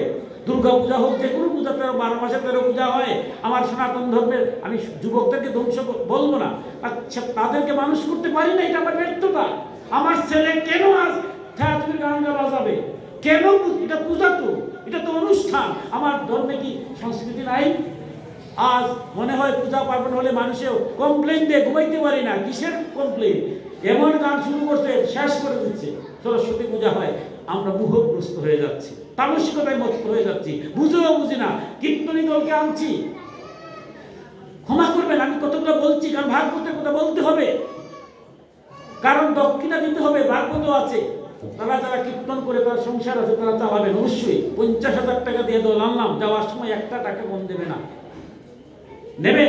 কিন্তু তাদেরকে আনার পরে কি আমি বলতে পারি না যে আপনি অষ্টকালীন সুরে কীর্তন করবেন অথবা আধ্যাত্মিক সুরে কীর্তন করবেন? যদি আপনি আধুনিক কিংবা ছায়াছবির সুর দিকে কীর্তন করেন, আমরা আমি 1 টাকা দেবো না, এটা আমি পারলাম না। এই কথাটা বলার ক্ষমতা আমার নাই। কিন্তু বাজারে যাওয়ার সময় তারা থেকে 50,000 টাকা গণ্য দিতে হয়, 1 টাকা কম মানে না, মোহগ্রস্ত। কারণটা কি? এই যে আমরা বুঝেও বুঝি না, বুঝি কিন্তু তারপরে সেটা বুঝি না। তাই পরীক্ষিত মহারাজ বলছেন যে এই যে মন সংযোগ হয় নাই, আমরা টাকা পয়সা সব নিয়ে আসছি, একটা হলেই হলো, হবে না। আমরা যারা পূজা, যারা কীর্তন করতে আসে তাদেরকে ষষ্ঠাঙ্গে প্রণাম করবো আত্মজ্ঞানে। কারণ এই কীর্তনটা কে করেছে, কে দেখিয়েছে? মহাপ্রভু। এই যে 2টা কুল বাজে, কার কুল? 2টা কুল হচ্ছে, একটা হচ্ছে নিত্যানন্দের আর একটা হচ্ছে গদাধরে। 2 জনে কুল বাজাচ্ছে, 2 জন কর্তাল। কর্তাল কে বাজাচ্ছে? শ্রীদত্ত স্বয়ং আর শ্রীভাস। আর তিনি হারমোনিয়াম বাজাচ্ছেন, কার প্রতিনিধি? মহাপ্রভুর প্রতিনিধি। দাঁড়ে দাঁড়ে এইভাবে কীর্তন করেছেন। আমরা দাঁড়ে দাঁড়ে করি, ওইটা রাখি কি কোন দিন, যদি নদীর মান্য ভাঙ্গা হয়, কীর্তন শেষে দাঁড়ে দাঁড়ে যায়। এবার তারা যখন কীর্তন করছে সেইভাবে, তখন মৌলি বাঁশি বাজিয়ে ভগবান শ্রীকৃষ্ণ তাদের পিছনে আসে। আজকে সেই নিয়মটা আছে, 2টা কর্তাল আছে, 2টা ফুল আছে, হারমোনিয়াম মহাপ্রভুর প্রতিনিধি আছে, ভগবান শ্রীকৃষ্ণের বাঁশিও আছে, শুধু নাই মহাপ্রভুর নির্দেশ। আমরা কি একবার বিবেকে প্রশ্ন উঠে না, এই মহাপ্রভু এই যন্ত্রগুলা কেন আনছেন? তার নামকে মধুর করার জন্য। কলিকাল তো ভালো লাগে না, এই যে ভাগবতের কথা বলছে আমার মতো অধম, আপনারা বক্তব্য দিয়ে ভালো লাগতেছে, আমার মতো অধম তো একটু শুনে আর ভালো লাগে না। মহাপ্রভু জানতেন, তাই বলছেন কীর্তনে মধুর করার জন্য। তাই আবার কীর্তন করব, এমন নৃত্য করব না যে নৃত্য করলে দেখলে লজ্জা হয়। আজ কীর্তনী দল মেয়েরা আসে, মাতৃজাতি, আমি শ্রদ্ধা করি, কিন্তু মাও বুঝতে হবে আমি মা। মায়ের পোশাক কিরকম করতে হয়, মা কিভাবে নৃত্য করতে হয়, এমন উলঙ্গ নৃত্য কেন করবো আমরা? দুঃখ হয় কেন আমি বলছি কথাটা, সবাই জানেন, দেখে না সারা অবস্থা কি অবস্থা হয়েছে। আমাদের কথা বলতে হবে। অনুষ্ঠান করব, মহাপ্রভু নৃত্য করেছেন দুই বাহু তুলে, আনকন্ডিশনাল সারেন্ডার। সুতরাং এমনভাবে নৃত্য করবো না যাতে লজ্জা হয়। আমরা কুল করতাল বাজাবো, কিন্তু কুল করতাল বাজাইবার জন্য কেন নয়, নামকে মধুর করার জন্য। আমার বুঝতে হবে মহাপ্রভু নামকে মধুর করার জন্য। কিন্তু নাম ত্রিশঙ্কর মধুর সুরে যদি হয়, সেই নামের দ্বারা জগতের সমস্ত কল্যাণ পরিণত হয়। কিন্তু নামটা তো নামের বলতে হতে হবে। তাই পরীক্ষিতকে বলতে, পরীক্ষিত পূজা যজ্ঞ অনুষ্ঠান সব তামসিক, রাজসিক এবং সাত্ত্বিক। তাই তুমি জানতে হবে, জ্ঞান অর্জন করে যারা সাত্ত্বিক ভাব নিয়ে করে অবশ্যই তাদের মঙ্গল হবে। কিন্তু রাজসিক ভাব নিয়ে, তামসিক ভাব নিয়ে করলে কি হয়, এই যে আলো জ্বলছে, এই লাইটটা যদি কালো কালি দিয়ে মুছিয়ে দেওয়া হয়, তাইলে এই লাইট দিয়ে কি কারেন্টের আলো আসবে? আলো তো ঠিকই জ্বলছে। তাই ময়লাটাকে, আয়নার মাঝে যদি ময়লা থাকে তাহলে কি নিজের ছাড়া দেখা যাবে? ময়লাটা তো পরিষ্কার করতে হবে। এই ময়লাটাই হচ্ছে তামসিক এবং রাজসিক। তাই বলছেন মনসংযোগের দ্বারা, সত্যের দ্বারা, বাহ্যগ্রন্থন সুচিতার দ্বারা তুমি মন বাক্যকে দ্বারা স্থির করে সাত্ত্বিক ভাব নিয়ে যখন করে, তার সমস্ত পাপ নির্মোচন হয়। এবার বলছেন, এবার মধুর কথা বলছেন, হে পরীক্ষিত, তুমি যে আজ প্রশ্ন করেছো সাত্ত্বিক ভাব নেয়া, সেটাও ঈশ্বরের কৃপা ছাড়া হয়, ইচ্ছা করলে হয় না। তাই আজ তোমাকে এখন বলছি কিভাবে সাত্ত্বিক হয়। তুমি যখন একের পর এক প্রশ্ন করছো, মনটা তো চঞ্চল, মনটাকে স্থির করলে সাত্ত্বিক হয়ে যাবে। তাই এখন তোমাকে আমি একেবারে সহজ ভাষায়, একেবারে সরাসরি সেই তত্ত্বটা বলে দিচ্ছি, যে তত্ত্বের দ্বারা ইহকালে তুমি শান্তি পেয়ে যাবে। সাত্ত্বিক ভাব বিষয় করবে কি ভাব? এবার বলছেন, বাসুদেব পরায়ণ অতি বিরল কোন ভক্তজন কেবলমাত্র ঐকান্তিক ভক্তির দ্বারাই সূর্য কিরণে শিশির কিংবা কোহেলিকার অবলুপ্তির মতো সমুদয় পাপরাশি সম্পূর্ণরূপে বিনষ্ট করে থাকেন। হে মহারাজ পরীক্ষিত, পাপী মানুষ ভগবানের আত্মসমর্পণ বা ভগবত ভক্তজনের সেবা পরিচর্যা দ্বারা যেমন ভাবে পবিত্র হতে পারে, তপস্যা প্রকৃতির দ্বারাও সেই পবিত্রতা অর্জন সম্ভব নয়। ইহকালে ভক্তি মার্গ সর্বশ্রেষ্ঠ, এই পথে কোনো বিঘ্নাদির আশঙ্কা নাই এবং এই পথে পরম মঙ্গলময়। এই ভক্তিযুগ মার্গে বাসুদেব পরায়ণ সাধুগণ সর্বদাই অবস্থান করেন। হে পরীক্ষিত, গঙ্গাদি নদী সকল যেমন সুরাপূর্ণ পাত্রকে পবিত্র করতে পারে না, তেমনি সুমহৎ প্রাশ্চিত্য রূপ কর্ম বারবার অনুষ্ঠান করলেও ভগবত বিমুখ মানুষকে তা পবিত্র করতে পারে না। এই সংসারে যে ব্যক্তি ভগবত গুণানুরাগী মধুকরকে ভগবান শ্রীকৃষ্ণের চরণামৃত মধু একবার মাত্র পান করতে পেরেছে, তাতে এই সমস্ত প্রাশ্চিত্য কর্ম শেষ হয়ে গেছে। সে স্বপ্নেও কোনো জম্পা পাপ ধারী জমদূতের দর্শন পায় না, নরকের কথা তো বলাই বাহির। এবার বলতে দেখো, এই যে সত্যর তোমার কথা বললাম, এটা সহজ না, কঠিন। তবে আজকে তোমাকে সেই তত্ত্ব কথাটা বলছি। একটা মাত্র উপায় আছে। দেখো, গঙ্গার জলে সব শুদ্ধ হয়, আমরা জানি না, কিন্তু ভাগবতে এসে আমরা কি বলছে, কঠিন কথা বলছে। বলছে দেখো পরীক্ষিত, গঙ্গার জলে সুরা পাত্রই শুদ্ধ হয়। মদের বোতল একটার মধ্যে যদি গঙ্গার জল ছিটিয়ে দেওয়া যায়, তাহলে কি আমরা ওই মদটা গ্রহণ করতে পারবো? শাস্ত্রে যে নিষিদ্ধ বলছে মদ, শাস্ত্রে তো মদ নিষিদ্ধ করেছে। গঙ্গার জলে সব শুদ্ধ হয়। ভাগবতে বলতে গঙ্গার জলে যদি সব শুদ্ধ হয়, তো সুরা পাত্র কি গঙ্গার জলে শুদ্ধ হওয়া যায়? যায়নি। তাইলে দেখুন ভাগবতের বিশ্লেষণটা কিরকম, যে গঙ্গার জল দিয়েও সুরা পাত্রে শুদ্ধ করা যায় না। গঙ্গা স্নান করলাম, পাপ মোচন হলো, আগের পাপ গেল, এরপরে কি পাপ থেকে মোচন, আবার পাপ করলে তো আবার প্রায়শ্চিত্ত হবে, মৃত্যুর আগে তো আরো কত পাপ করবো, পাপ তো আমার সারবে না। তাই বলতে তোমার আজ অমৃত তথ্য কথা বলছি। একমাত্র ভগবত নাম তার হৃদয়ের মধ্যে যদি চিনিয়ে দিতে পারে, ভগবানকে তার হৃদয়ের মধ্যে তো আছে, ভগবান তো প্রত্যেকের হৃদয়ে আছে, তাকে জাগরিত করতে পারে। তাহলে বলতে সূর্য উদয় হলে যেভাবে আমরা শিশির বিন্দু তাকিনি, আমরা যে কুয়াশা পড়ে এগুলো তাকে, সূর্য কিরণ হওয়ার সাথে সাথে যেমন আর থাকে না, প্রত্যেকের মধ্যেই ভগবান আছেন, সুপ্ত অবস্থা আছে। আপনারা ভক্ত, আপনারা জাগাইতে পারছেন বলেই তো ভগবানের নামগুলো কীর্তন করার আয়োজন করেছে। আমার মতো তুমি পারি না, তাই ভগবান থেকে দূরে থাকি। প্রত্যেকের মধ্যে ভগবান আছেন, তাই হৃদয়ের মধ্যে ভগবানকে স্থান দাও। ভগবানের নাম গুণকীর্তন আমরা যাই করছি, সবসময় যদি ভগবানটাকে যদি তোমার নিজের মধ্যে আনে নিতে পারো, তাহলে বলছে এই জগতে কোনো পাপ কার্য তোমার তামসিক আর রাজসিক এসে তোমাকে ভর করবে না। কারণ আমরা তো কাম, ক্রোধ, লোভ, মোহ, মদ আর মাৎসর্য দ্বারা বিচারিত হই। যারা ভগবানের নাম সবসময় রেখে দেয় অন্তরের মধ্যে, ভগবান বলছেন আমার নাম যারা হৃদয়ে রাখে সবসময়, আমি তাদের ত্যাগ করি না। আর ভগবান যদি ত্যাগ না করে, তা আপনার দ্বারা কি তামসিক কর্ম হবে, রাজসিক কর্ম হবে? তাই এবার বলছেন এই সংসারে একমাত্র উপায় হচ্ছে সর্বক্ষেত্রে ভগবানের নাম উচ্চারণ করা। এটা কিরকম সম্ভব? সব সময় কাম সমস্ত কর্ম বাদ দিয়ে দেবো, সব কাজ বাদ দিয়ে গোবিন্দের নাম নেব? বলছে না, তোমার মনটা সব কর্ম করবে, কিন্তু মনটা যে আছে, মনটা শুধু ভগবানের রাখবে। আমরা এই যে এমনি কথা বলছি, বাইরের একটা জিহ্বা, এই জিহ্বা দিয়ে কথা বলছি, আমার ভিতরে আরেকটা জিহ্বা আছে। যখন আপনি সন্ধ্যা করেন, গুরু প্রদত্ত ঈশ্বর নাম জপ করেন, তখন কি সামনের জিহ্বা নড়ে? তাই বলছে যে তোমার অন্তরের যে জিহ্বাটা আছে, সমস্ত কর্ম করো, কিন্তু গোবিন্দ নাম তুমি শুধু গোবিন্দ তোমার মধ্যে রেখে দাও। যে যা আমি যেদিকে যাচ্ছি, গোবিন্দ আমার ভিতরে আছে, বা খারাপ করলেও আছে, ভালো করলেও আছে, উনি সব দেখতেছে। আমি ভালো করি না, এখানে অনেকে দিনদার শ্রম দিচ্ছে, হয়তো অনেকে জানি না, আমি হয়তো জানি না, আপনি জানেনই না যে কারা কিরকম শ্রম দিয়া এই অনুষ্ঠানটা করছে। আচ্ছা বলেন তো, দিকে আমরা না জানলে কি হলো? আমার গোবিন্দর কথা কি তাদের নাম নাই? গোবিন্দ কি দেখতেছে না? যারা এই যে দিনদাস শ্রম দিচ্ছে, জগতের কল্যাণের জন্য কাজ করছে, তারা দেখুন অনেকে প্রকাশও করতে চায় না, কারণ তারা বিশ্বাস করে আমার তো প্রকাশের প্রয়োজন নাই। অনাদিরাদি তারা বুঝে ফেলছে, অনাদিরাদি গোবিন্দ আমার হৃদয়ের মধ্যে আছেন, উনি সব দেখছেন। বলছে সেই রকম ভক্ত হও, জগতের কল্যাণের জন্য কাজ করে যাও। জগতের কল্যাণের জন্য যে কাজই করবে, কিন্তু ভগবানের কাজ, তখন তোমার মধ্যে সাত্বিক ভাব আসবে, তখন তুমি তামসিকতায় মত্ত হবে না, রাজসিকতায় মত্ত হবে না।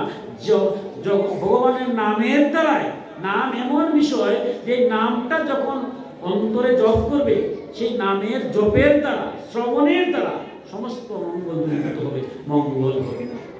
এবার তিনি বলছেন, হে পরীক্ষিত, এই বিষয়ে মহাত্মাগণ এক প্রাচীন ইতিহাসের উদাহরণ দিয়া থাকেন। সেই ইতিহাসে ভগবান বিষ্ণু ও যমদূতের সংবাদ ঘটিত আছে, সেটা তুমি আমার কাছে শুনো। কান্নকুজ্জ নগরে অজামিল নামে ব্রাহ্মণ বাস করত। এবার তিনি বলছেন যে দেখো, এই যে আমি বলছি নামের মাহিত্য, এই নামের দ্বারা, এই ভগবানের নাম উচ্চারণের দ্বারা, নাম সেটা যেভাবেই হোক, যেমন আমার এই যে সনাতন ধর্মের যে ভাগবতটা 18,000 শ্লোক, সব গারস্থ আশ্রমের কথা, ভক্ত ধ্রুবর কথা। তিনি কি করেছিলেন? ওম নমো ভগবতে বাসুদেবায়, এই মন্ত্রের দ্বারা ভগবানকে তিনি অর্জন করেছিলেন। আজকে বলছেন যে আমি অজামিলের কথা বলছি, সব গারস্থ আশ্রম। অজামিল নামে এক ব্রাহ্মণ ছিলেন, ব্রাহ্মণ বংশে জন্ম নিয়েছেন, কিন্তু প্রথম দিকে তিনি ছিলেন ভালোই, কিন্তু দুষ্টের সাথে পড়ে নিজের স্ত্রীকে ত্যাগ করে, নিজের পুত্রকন্যাকে ত্যাগ করে, একটা দুষ্টকে বিয়ে করে নিজে জগতের যত পাপ কার্য, এমন কিছু পাপ কার্য নাই, সে করা শুরু করেছে। সেইভাবে যখন জগতের সমস্ত কার্য করেছে, করতে করতে এক সময় তার পরবর্তীতে যে তার পাপের ভার এত বেশি হয়েছে, কিন্তু শেষে যে বিবাহ করেছে সে অনুষ্ঠান ছিল, কিন্তু তার দিকে 10টা ছেলে হয়েছে, শেষ ছেলের নামটা রেখেছিল নারায়ণ। আমাদের আগে আগে দেখবেন যারা ছেলেদের নাম ভগবানের নাম দিয়ে রাখা হতো, কারণ যতকে ছেলের নাম বলার সাথে সাথে মধ্য দিয়ে তোমরা ভগবানের নাম বললাম। যেভাবেই আপনি বলেন, দেখুন চিনিকে আপনি চিনি বলেন না, অন্য কিছু যাই বলেন, চিনি মুখো দিলে কি করবে? মিষ্টি লাগে। নাম আপনি যেভাবেই বলেন, নামটা যদি নামের মতো বলেন, নাম নেই যে হয় না সুনাম 32 আমরা যাবো, নামটা যদি আমি বলা হয়, সেই নামের যে কি মাহিত্য, কারণ এখনো ছোট পূজা হয়, মন্ত্রের গুণ আছে, না থাকলে কি চলো পূজার বর্ষিকাতা যায়? তাই সেই তার দোষ বলছেন, তোমাকে আমি সেই যে নামের মাহিত্য যাওয়ার আগে একটা ঘটনা বলছি, গল্প বলছি, কারণ ভাগবতে এটা গল্পের মধ্য দিয়ে মধুর কথাটা বলা হয়। তাই তিনি বলছেন যে তার ছোট ছেলের নাম ছিল নারায়ণ। পাপ কর্ম করে যখন মৃত্যুশয্যায় আশায়িত যমদূত আসছে, তখন যমদূতকে ভয় পেয়ে তার আদরের পুত্র নারায়ণের নাম ধরে নারায়ণ নারায়ণ নারায়ণ বলে চিৎকার শুরু করেছে। যেমনে না নারায়ণ নারায়ণ চিৎকার দিয়েছে, সেই মুহূর্তে বিষ্ণু এসে উপস্থিত হয়েছে। এসে যমদূতকে বলছে না, তাকে নেওয়া যাবে না। যমদূতরা বলছে দেখুন, আমরা ধর্মরাজ আমাদের পাঠিয়েছেন, সে যে আমাদের যত কুকর্ম করেছে তার পাপের প্রায়শ্চিত্ত হবে। কিন্তু বিষ্ণুদূতরা বলছে দেখো, সে তো মৃত্যুকালে অনাদি গোবিন্দে সেই নারায়ণ নাম বারবার নারায়ণকে ডাকছে, সুতরাং সে যেহেতু নারায়ণ ডাকছে, তাই আমার প্রভু তাকে উদ্ধার করে। এবার যমরাজা দূতরা বলে কিরকম কথা, এটা কি আপনার প্রভুকে ডাকছে নাকি? সে তো ডাকছে তার ছেলে, না ছোট ছেলের নাম নারায়ণ, ছোট ছেলের নাম নারায়ণ, সেই নারায়ণ ডাকছে, তাই আপনি জগতের নিয়মগুলা ভঙ্গ করবেন। এবার যখন কি মধুর কথা, সংক্ষেপে বলছি, সময় ধীরে ধীরে চলে যাচ্ছে নিমিষে। এবার যমদূতকে উদ্দেশ্য করে বিষ্ণুদূত কি বলছেন হে যমদূতগণ, এই অজামিল কোটি কোটি জন্মে সঞ্চিত পাপেরও প্রায়শ্চিত্ত শেষ করেছে। কারণ অবশ প্রাণেও মৃত্যু সময়ে সে ভগবানের পরম কল্যাণময় নাম উচ্চারণ করেছে। যেই মুহূর্তে সে নারায়ণ এই 4 অক্ষর উচ্চারণ করেছে, তৎক্ষণাৎ কেবল এই উচ্চারণ মাত্রে এই পাপাত্মার সমস্ত পাপরাশির প্রায়শ্চিত্ত হয়ে গেছে। কারণ গীতায় ভগবান বলেছেন, মৃত্যুকালে যে আমার নাম স্মরণ করতে করে মৃত্যু নেয়, আমি তাকে গ্রহণ করি। কিন্তু মৃত্যুবেলায় তো ভগবানের নাম স্মরণে আসে না, অবশ হয়ে যায় শরীর, ভগবানের নাম আসে না। তাই ভগবান যেহেতু প্রতিশ্রুতি দিয়েছেন, ভগবানের নামটা সে তো নিয়েছে, নারায়ণ নামটা তো নিয়েছে, তাই সেই নেওয়ার সাথে সাথে তার সমস্ত পাপ বিমোচন হয়ে গেছে। এবার বলছেন চোর, মদ্যপ, মিত্রদ্রোহী, ব্রহ্মহত্যাকারী, গুরুপত্নীগামী, এইরকম পাতকীদের সংঘর্ষকারী, স্ত্রীহত্যা, রাজঘাতী, পিতৃহত্যাকারী, গোবৎকারী, এইসব পাতকী বা অন্য কোন রকম পাতকী আছে, সমস্ত পাতকীরা এই বিষ্ণু নাম উচ্চারণে সর্বোৎকৃষ্ট প্রায়শ্চিত্ত। কারণ ভগবত নাম উচ্চারণে মানুষের বুদ্ধি ভগবানের গুণ লীলা ও স্বরূপে নিবন্ধ হয় এবং স্বয়ং ভগবানও তার প্রতি আত্মীয় বুদ্ধি হয়ে থাকে। এবার ভাগবতের কি মধুর কথা বলছেন যে ভগবানের নাম কেউ যদি মধুর ভাবে স্মরণ করে আর ভগবান যদি তার প্রতি কৃপা করে নেন, তাহলে জগতের কেউ আর তাকে কষ্ট দিতে পারবে না, তার মুক্তি হবে। সুতরাং উনি যেহেতু ভগবানের নামটা বলেছেন, সুতরাং তার মুক্তি হয়ে যায়। দেখুন, এই কথাটা বোঝানোটা বড় কঠিন, ভাগবতের কথা। আমার মতো অধমের 2-3টা উদাহরণ দিয়ে বুঝতে হবে। এটা স্বভাবত আমার মতো অধম যারা বুঝবে, এটা কিরকম কথা, ভগবানের নাম নিলাম আর সব পাপ মোচন হয়ে যাবে। দেখুন, এই জগতে আমরা জাগতিক কিছু বিচারের কথা দেখি। একজনে ভুল করেছে, ভুল হলে কি হবে জাগতিক বিচারে? আমার সনাতন ধর্মে যেমন ধর্মাবতার প্রতি যম, আমাদের জজকে বলা হয় যম, ধর্মরাজ, এরাও ধর্মরাজ। জজ মহোদয় তাকে ফাঁসি দিলেন, দুষ্কৃতির কারণে, দুষ্কর্মের কারণে জাগতিক তার ফাঁসি দিলেন। কারণ উনিও ধর্মরাজ, তার দোষ হয়েছে, তাকে ফাঁসি দিলেন। তার কি ফাঁসি হবে? জাগতিক নিয়মে আইনে যদি যদি কেউ ফাঁসি দেয়, তাহলে কি ফাঁসি হয়? ফাঁসি দিতে হয়, তার সুযোগ থাকে। সে কি করে? হাইকোর্টে গিয়ে আবার সেটাকে হাইকোর্টে যখন আবার গেল, সেখানে গিয়ে বিচারপতি আবার হয়তো জজ কোর্টের রায়টা রাখলেন, ফাঁসি রাখলেন, তাইলে কি ফাঁসি হয়? তাও ফাঁসি হয়। এবার যাবে সুপ্রিম কোর্টের আপিল বিভাগে, সেখানে গিয়ে বিচারপতিরা ফাঁসি রাখলেন, তাহলে কি ফাঁসি হবে? তাও ফাঁসি হয় না। আপিল বিভাগে যাওয়ার পরে একটা সুযোগ থাকে জাগতিক, যেটা বাস্তব ঘটনা, আপনারা দেখেন প্রায় পত্রিকাতে বাস্তব ঘটনা। আপিল বিভাগে যাওয়ার পরে যে ফাঁসির দোষের কারণে ফাঁসি হলো, তাকে বলা হয় যে তুমি রাষ্ট্রপতির কাছে একটা প্রাণ ভিক্ষা চাইতে পারো। তবে প্রাণ ভিক্ষা চাওয়ার একটা নিয়ম আছে। প্রাণ ভিক্ষা সেই যাবে যে তার দোষ স্বীকার করবে, যে হ্যাঁ আমি দোষী, আমার ফাঁসি হওয়াটাই সঠিক বিচার, তবে আমাকে একটা বারের জন্য মানব জন্মে আসতে সুযোগ করে দিন, আর জীবনে পাপ কার্য করবো না, এই যাত্রায় আমাকে মুক্ত করে দিন। যদি সে পাপ স্বীকার করে তবেই সে আপিল করতে পারে, রাষ্ট্রপতির কাছে ভিক্ষা দিতে পারে, নাইলে কিন্তু হয় না। কারণ নিজে আমি স্বীকার করবো না, রাষ্ট্রপতি ভিক্ষা চাওয়া হবে না। এরপরে কি হলো, রাষ্ট্রপতির কাছে সে পাপ স্বীকার করে রাষ্ট্রপতির কাছে আপিল করে, রাষ্ট্রপতির কাছে যাওয়ার পরেই রাষ্ট্রপতিকে তার মুক্তি দিয়ে দেন। রাষ্ট্রপতিরও একটা নির্দিষ্ট সময় আছে, ওই সময়ের মধ্যে রাষ্ট্রপতিরও তো কিছু লোক আছে, ওদেরকে তিনি খোঁজখবর নেন, নিয়ে যদি তিনি দেখেন যে ওই লোকটা একটা কাজ করেছে, সেই কাজের জন্য তার ফাঁসি নির্ধারিত।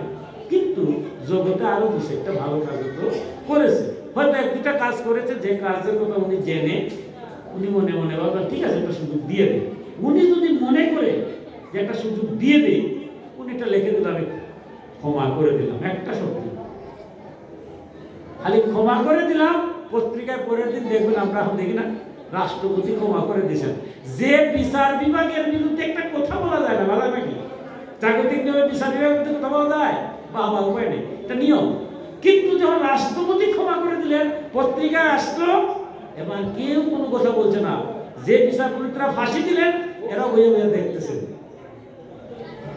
কিছু করতে পারেন। তাহলে কি জগতেও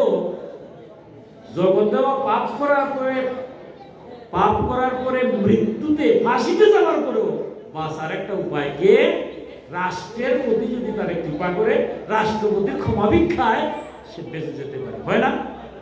আর আমার ভাগবত হাজার হাজার সেই তথ্যই কথা বলছে, রাষ্ট্রের প্রতি হয়ে যদি একজনকে ক্ষমা করে থাকতে পারে, আর উনি হচ্ছে আদি গোবিন্দ জগতের প্রতি, জগতের প্রতি তিনি যদি একটু কৃপা করে নেন আর উনি যদি ক্ষমা করে দেন, তাহলে ধর্মরাজ বিচারপতি উনি কি আমার বিচার করার ক্ষমতা আছে? বিচার আমার, শাস্তি আমার চাইবেন, আপত্তি নেই, কিন্তু জগৎপতি যদি আমার একটু কৃপা করে নেন, জগৎপতি যদি আমাকে ক্ষমা করে দেন, তাইলে আমার যেভাবে বিচারপতি দেখতে হয়, আমার ধর্মরাজ উইয়া উইয়া দেখতে হয়, কিছুই করার থাকে না। তাই পরীক্ষিত মহারাজকে বলছেন, এই পরীক্ষিত এটাই পরম ধর্ম জগতের একমাত্র উপায়, তুমি জগৎপতিকে যদি খুশি করতে পারো, আমার অনাদি গোবিন্দ যদি খুশি হয়ে যান, তার নামটা যদি বারবার শুনো, তার নামটা যদি তুমি হৃদয়ের মধ্যে নিয়ে যাও, সব সময় যদি তার নাম গাথা তোমার হৃদয়ে থাকে, আর উনি যদি তোমাকে কৃপা করে নেয়, তাহলে দেখবে জগতে যত কর্ম করবে সেটাও তুমি সাত্বিক ভাব নিয়ে করবে। তোমার মনটাই, এই যে আপনারা এখানে সারা দিন রাত কাজ করছেন, যারা দিন রাত শ্রম দিয়ে দাঁড়ে দাঁড়ে ভিক্ষা করে এই আয়োজন করেছেন, আপনার মনিটা আসবে কিভাবে? গোবিন্দ যদি আপনার মন না দিতেন, জন্ম জন্মান্তরে পূর্ণ বলে আপনারা গোবিন্দের কৃপা পেয়েছেন, বিধাই আপনারা এই কাজে আসছেন, কারণ মনটা গোবিন্দই দিয়ে থাকে। তাই পরীক্ষিত মহারাজকে বলছেন, কি বলছেন, হে মহারাজ, এই সংসারে যদি তোমার মনটা ভগবানকে দিয়ে দিতে পারো, তাইলে গোবিন্দের নাম যদি আমরা শ্রবণ করতে পারো, শ্রবণ মঙ্গল।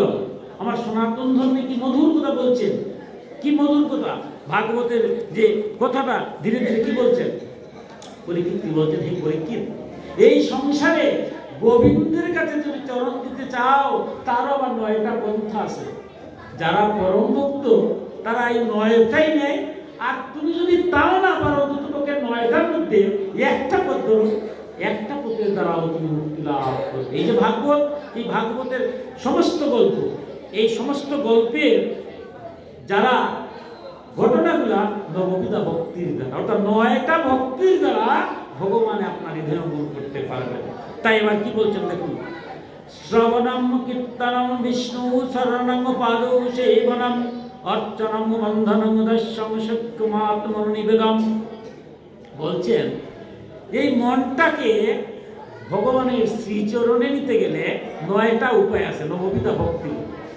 এই পরীক্ষিত, তুমি এই যারা সংসারে যারা আসে, তারা এই নববিধা ভক্তি সম্পর্কে জানি না, যেভাবেই হোক একটা ভক্তিকে যদি তার অন্তরে নিয়ে যায়, সেই একটা মাত্র ভক্তির দ্বারাই সে ইহকালেও শান্তি পায়, পরকালেও মুক্তি পায়। এবং এই ভাগবতে একে একে এই নববিধা ভক্তির বর্ণনা করেছেন। অতি সংক্ষেপে সেই নববিধা ভক্তি যারা যারা মুক্তি পেয়েছেন শেষ করা যাবে নববিধা ভক্তি কি পরিমাণ ঘটনা দিয়েছেন, অতি সংক্ষেপে এই নববিধা ভক্তিটা চেষ্টা করব। প্রথমেই বলছেন কি শ্রবণম, এই দেখেন প্রথমেই আসছে শ্রবণ। দেখুন পাঠ করছেন সুখদেব আর শ্রবণ করছেন পরীক্ষিত। বলছেন শ্রোতাকে, পাঠ করছেন কেটা সুখদেব, তিনি তো প্রথম বলতে পারতেন কীর্তনের কথা, কীর্তন কিন্তু 2 নম্বরে আসছেন, প্রথমে আনছে শ্রবণ। দেখুন এই সংসারটা কত কঠিন। যিনি পাঠ করছে আজকে পাঠের চেয়ে শ্রবণটাকে বলছেন আগে, আমি পাঠ নাও করতে পারি, পাঠ করতে গেলে কঠিন। পাঠের যদি সঠিক ব্যাখ্যা না করতে, এই জায়গায় আপনাদের সামনে কত পাঠ করছি, কত ভুল করছি, যদি আপনারা কৃপা করে ক্ষমা করে দেন তবে আমার ক্ষমা করবেন, নাইলে আমাকে ক্ষমা করবেন না। কারণ পাঠ এত সহজ নয়। বেহাসনে বসা 100 বার প্রণাম করে আসতে হয়। ভক্ত যদি ক্ষমা করে তবে ভগবান ক্ষমা করে, নাইলে আমার ভুলের শেষ নাই। তাই আপনাদের চরণ ধরে নিয়ে 2-4টি কথা বলছি, কত ভুল করছি। কারণ এটা পাঠ করা, তার ব্যাখ্যা করা যদি উল্টাপাল্টা হয় তার শাস্তিও নির্ধারিত।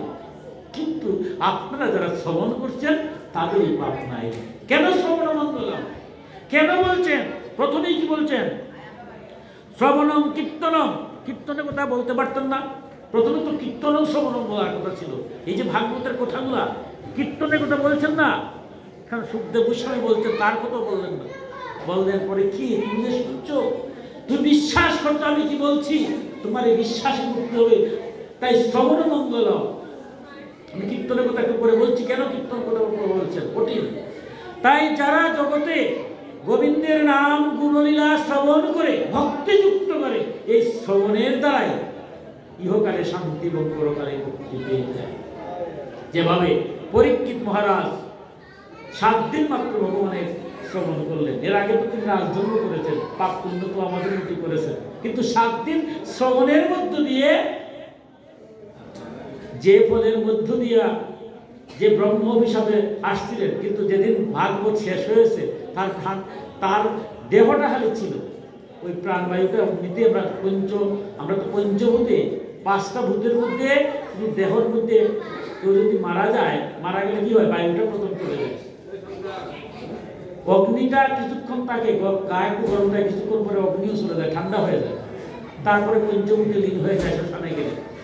তাই প্রথমেই যে বায়ুরূপ যেটা এই ভাগবত শুনতে শুনতে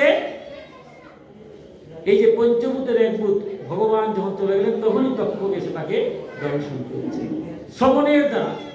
তাই বলছেন এই পরীক্ষিত মহারাজ যেমন শুনতে শুনতে, সে শুধু শুনছে, সুখদেব গোস্বামী কি বলেছেন, এই শোনার দ্বারা আমরা যে হরিনাম শুনি, কেন এই যে মহাপ্রভু বলছেন যে এই কলিকাল হরিনাম কেউ করতে চায় না, করলেও হয় না, তাই একটা কাজ করে আমরা দাঁড়ে দাঁড়ে যাবো। মহাপ্রভু কি করেছেন, বাড়িতে বাড়িতে গেছেন, শুনবা না বাড়িতে গিয়ে বলবো। আজ আমরা কি করছি, বহুত পরে এগুলা অনেক পরে, এবার আমরা অষ্টপ্রহরের বিধান দিয়েছি যে বাড়িতে বাড়িতে সবাই যাওয়া তো না, সবাই একখানে বিশ্বাস শুনি। তাই আমাদের শ্রবণটা যেন মঙ্গল হয়। কিন্তু শ্রবণ যে করবেন কিটা, কোন জিনিসটা শ্রবণ করবেন? আজকে হরিনাম কীর্তন যেটা আগে বলছিলাম, মোহগ্রস্ত হয়ে হতে হবে না।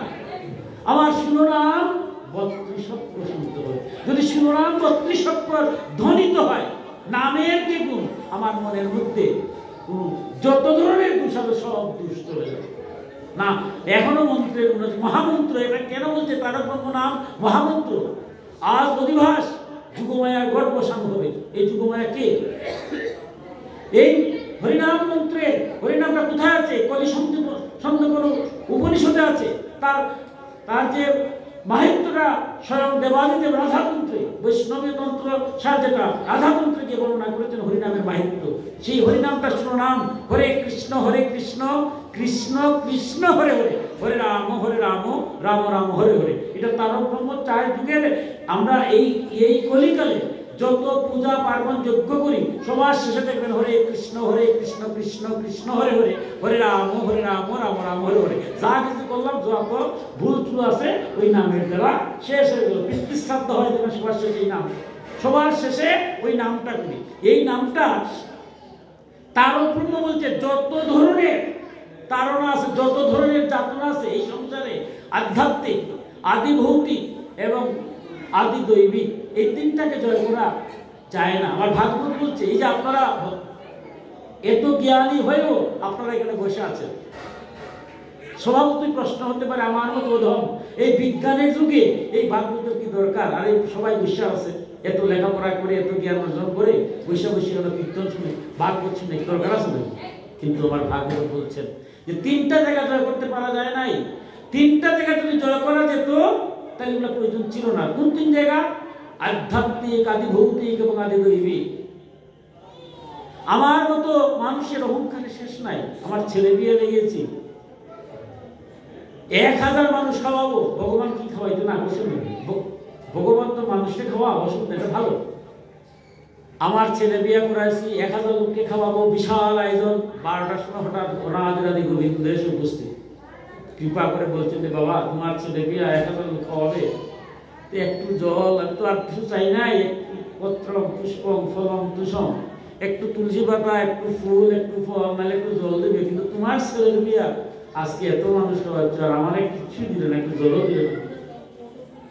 আমার মতো অহংকারী বাবা, আমার ব্যাংক ব্যালেন্স আছে কোটি কোটি টাকা, আমার বন্ধু বান্ধব আছে কোটি কোটিপতি, আমার গায়ে আছে প্রচন্ড শক্তি, আমি ভগবানকে বলছি ভগবান তোমার কোনো বিবেক নাই। আমার যে 1000 মানুষ আসবে, কত গরু আসবে জানো? এরা কেউ বাড়ি যায় না, আমার বাড়িতে কি আসছে? আমি তো আরেক বলবো এদের খাওয়াতে গিয়ে 3 মাস আমার ঘুম হয় নাই, কালকে তো ঘুমাইতেই পারি নাই, কিভাবে এদের খাওয়াবো? 100 জাতের আইটেম করেছি, এই চিন্তা করবো না? তোমার এখন তুমি এখন আমার বলতে তোমার জল দিলাম না, ফুল দিলাম না, ফল দিলাম না, তুমি এটা বুঝো না? এটা কি দেওয়ার শুধু তোমার আছে? ভগবান আর কি করবে না? আমার মতো শুনে সব চলে গেছে। ভালো কথা, 2টার সময় সব আত্মীয় স্বজন সবাই তো আসছেন, 100 জাতের আইটেম করেছি। মাত্র হালি পরিবেশনটা শুরু হবে, এবার শুরু হয়েছে ভূমিকম্প। যেমনে না ভূমিকম্প শুরু হয়েছে, এবার তো আমার ক্ষমতা, ব্যাংক ব্যালেন্স, গায়ের জোর সব কিছু বুঝে নিছি। যেমনে ভূমিকম্প শুরু হয়েছে, এবার বলছে হা কৃষ্ণ, হা কৃষ্ণ, হা কৃষ্ণ, রক্ষা করো, শুধু রক্ষা করো না, এখানে মাটি মরিয়া চিৎকার দিয়া। এই যে মন, আমি যে প্রথম বলছিলাম কায় মন বাক্য এক হতে হবে, আমার এক পর্যন্ত কিন্তু কায় মন বাক্য একটা হয়ে পড়ে নাই। যখন ভূমিকম্প হয়েছে শুরু হয়েছে, এবার আমার কায় মন, মনটাও গেছে ভগবানের কাছে, আমার দেহের মধ্যে লুটিয়ে পড়ছি, দেহটাও আছে, বাক্য মুখে হালি বলছে হা কৃষ্ণ, হা কৃষ্ণ, তিনটা এক হয়ে গেছে। এবার যখন নয়নের জল, ভগবান বলছেন এই সংসারে যা কারু যদি আজকের যে বিষয়টা মন, বাক্য আর কায়া, এই শরীর যদি এক হয়ে যায়, আর সে যদি নয়ন জল দিয়ে আমার পূজা করে, এই যে পুষ্প ফল পূজার চেয়েও যে নয়ন জল দিয়ে পূজার যদি কেউ পূজা করে, এর চেয়ে বড় পূজা আমার আর কিছু নেই। তাইলে এই ভক্তের ডাক আমি সহ্য করতে পারি না। যখন আমি নয়ন জল রাখছি, এবার কৃষ্ণ এসে উপস্থিত, কৃষ্ণ উপস্থিত কিন্তু আর ভূমিকম্প নাই।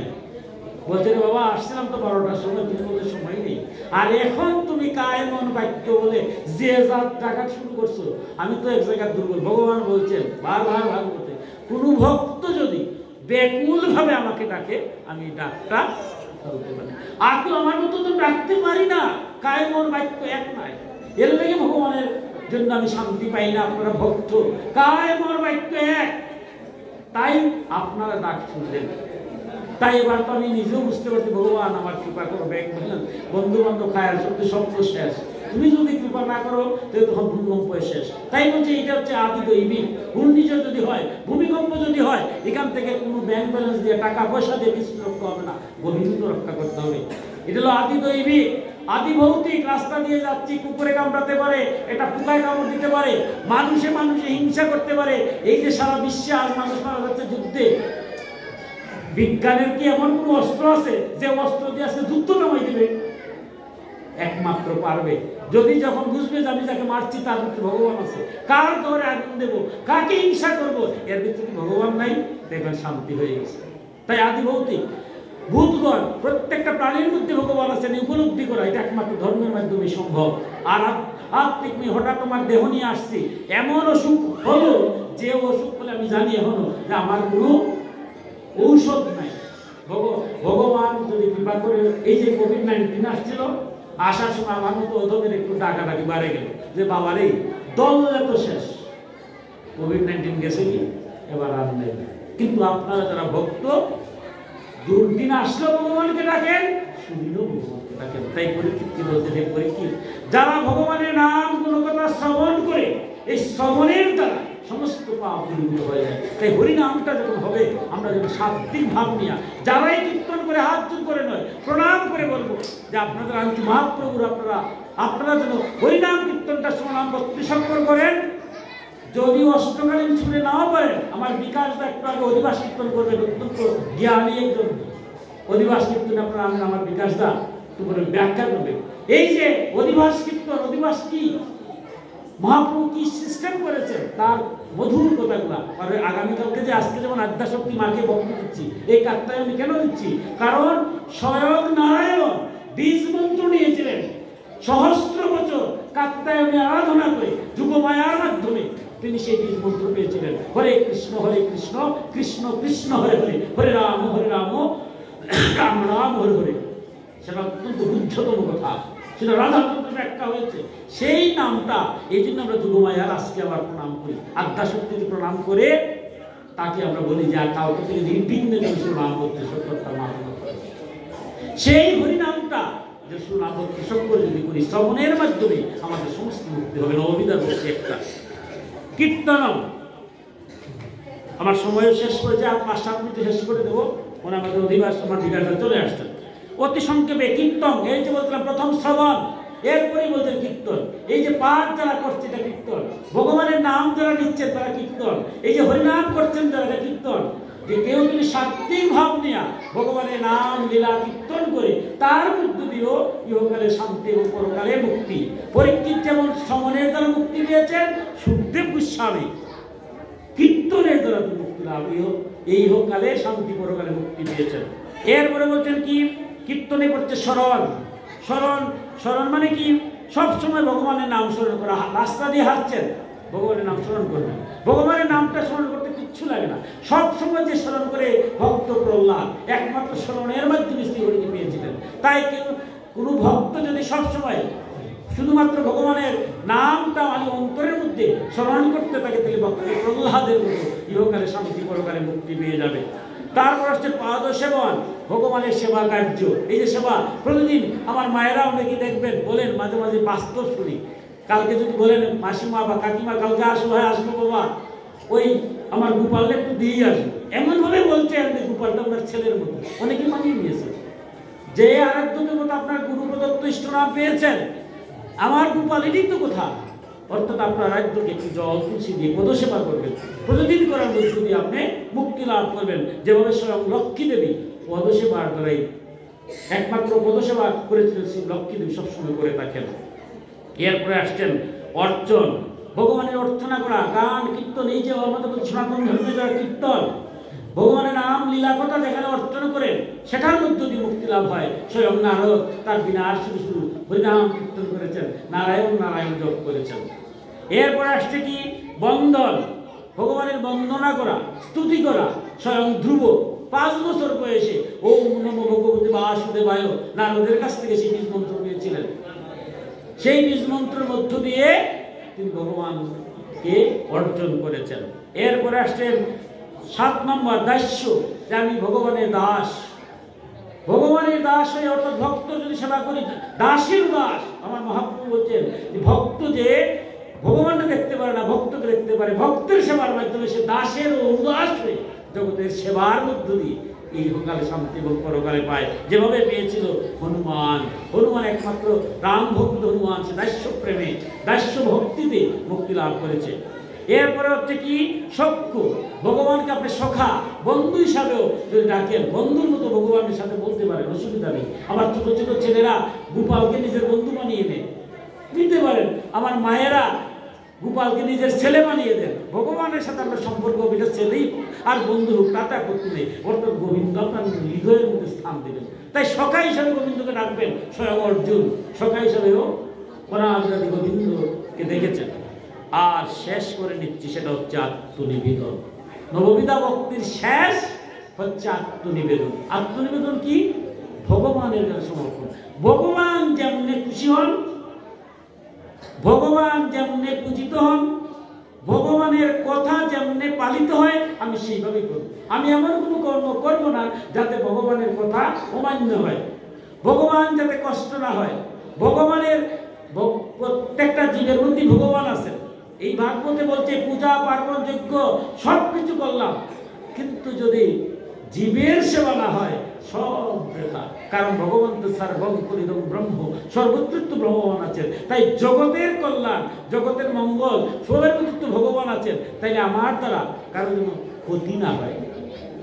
এই আত্মনিবেদন ভগবান এর যেমনে ভালো হয়, সেই ভালোর মধ্য দিয়ে একমাত্র গোপীরা, বৃন্দাবনের যে গোপী, গোপী মানে গোপিকারা, বৃন্দাবনের যে মহিলারা, তারা আত্মনিবেদন করতে পেরেছিলেন গোবিন্দকে। ভগবান শ্রীকৃষ্ণ যখন লীলা করতে আসছেন মধুর বৃন্দাবন লীলা ভাগবতের দশম স্কন্ধে অনেক ঘটনা করেছেন, কিন্তু কেউ ভগবানকে চিনল না। চিনল কে?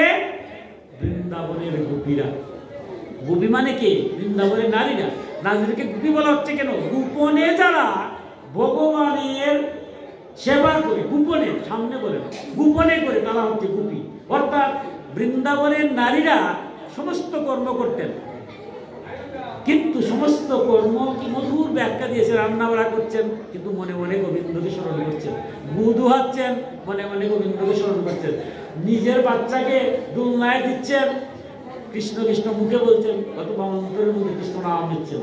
তাই এমনভাবে নিয়েছিলেন যে স্বয়ং অনাদি গোবিন্দ মনুষ্যকুলে এসেও বৃন্দাবন লীলাতে 9 বছরের 3 মাসের বয়সে তিনি কি করেছিলেন?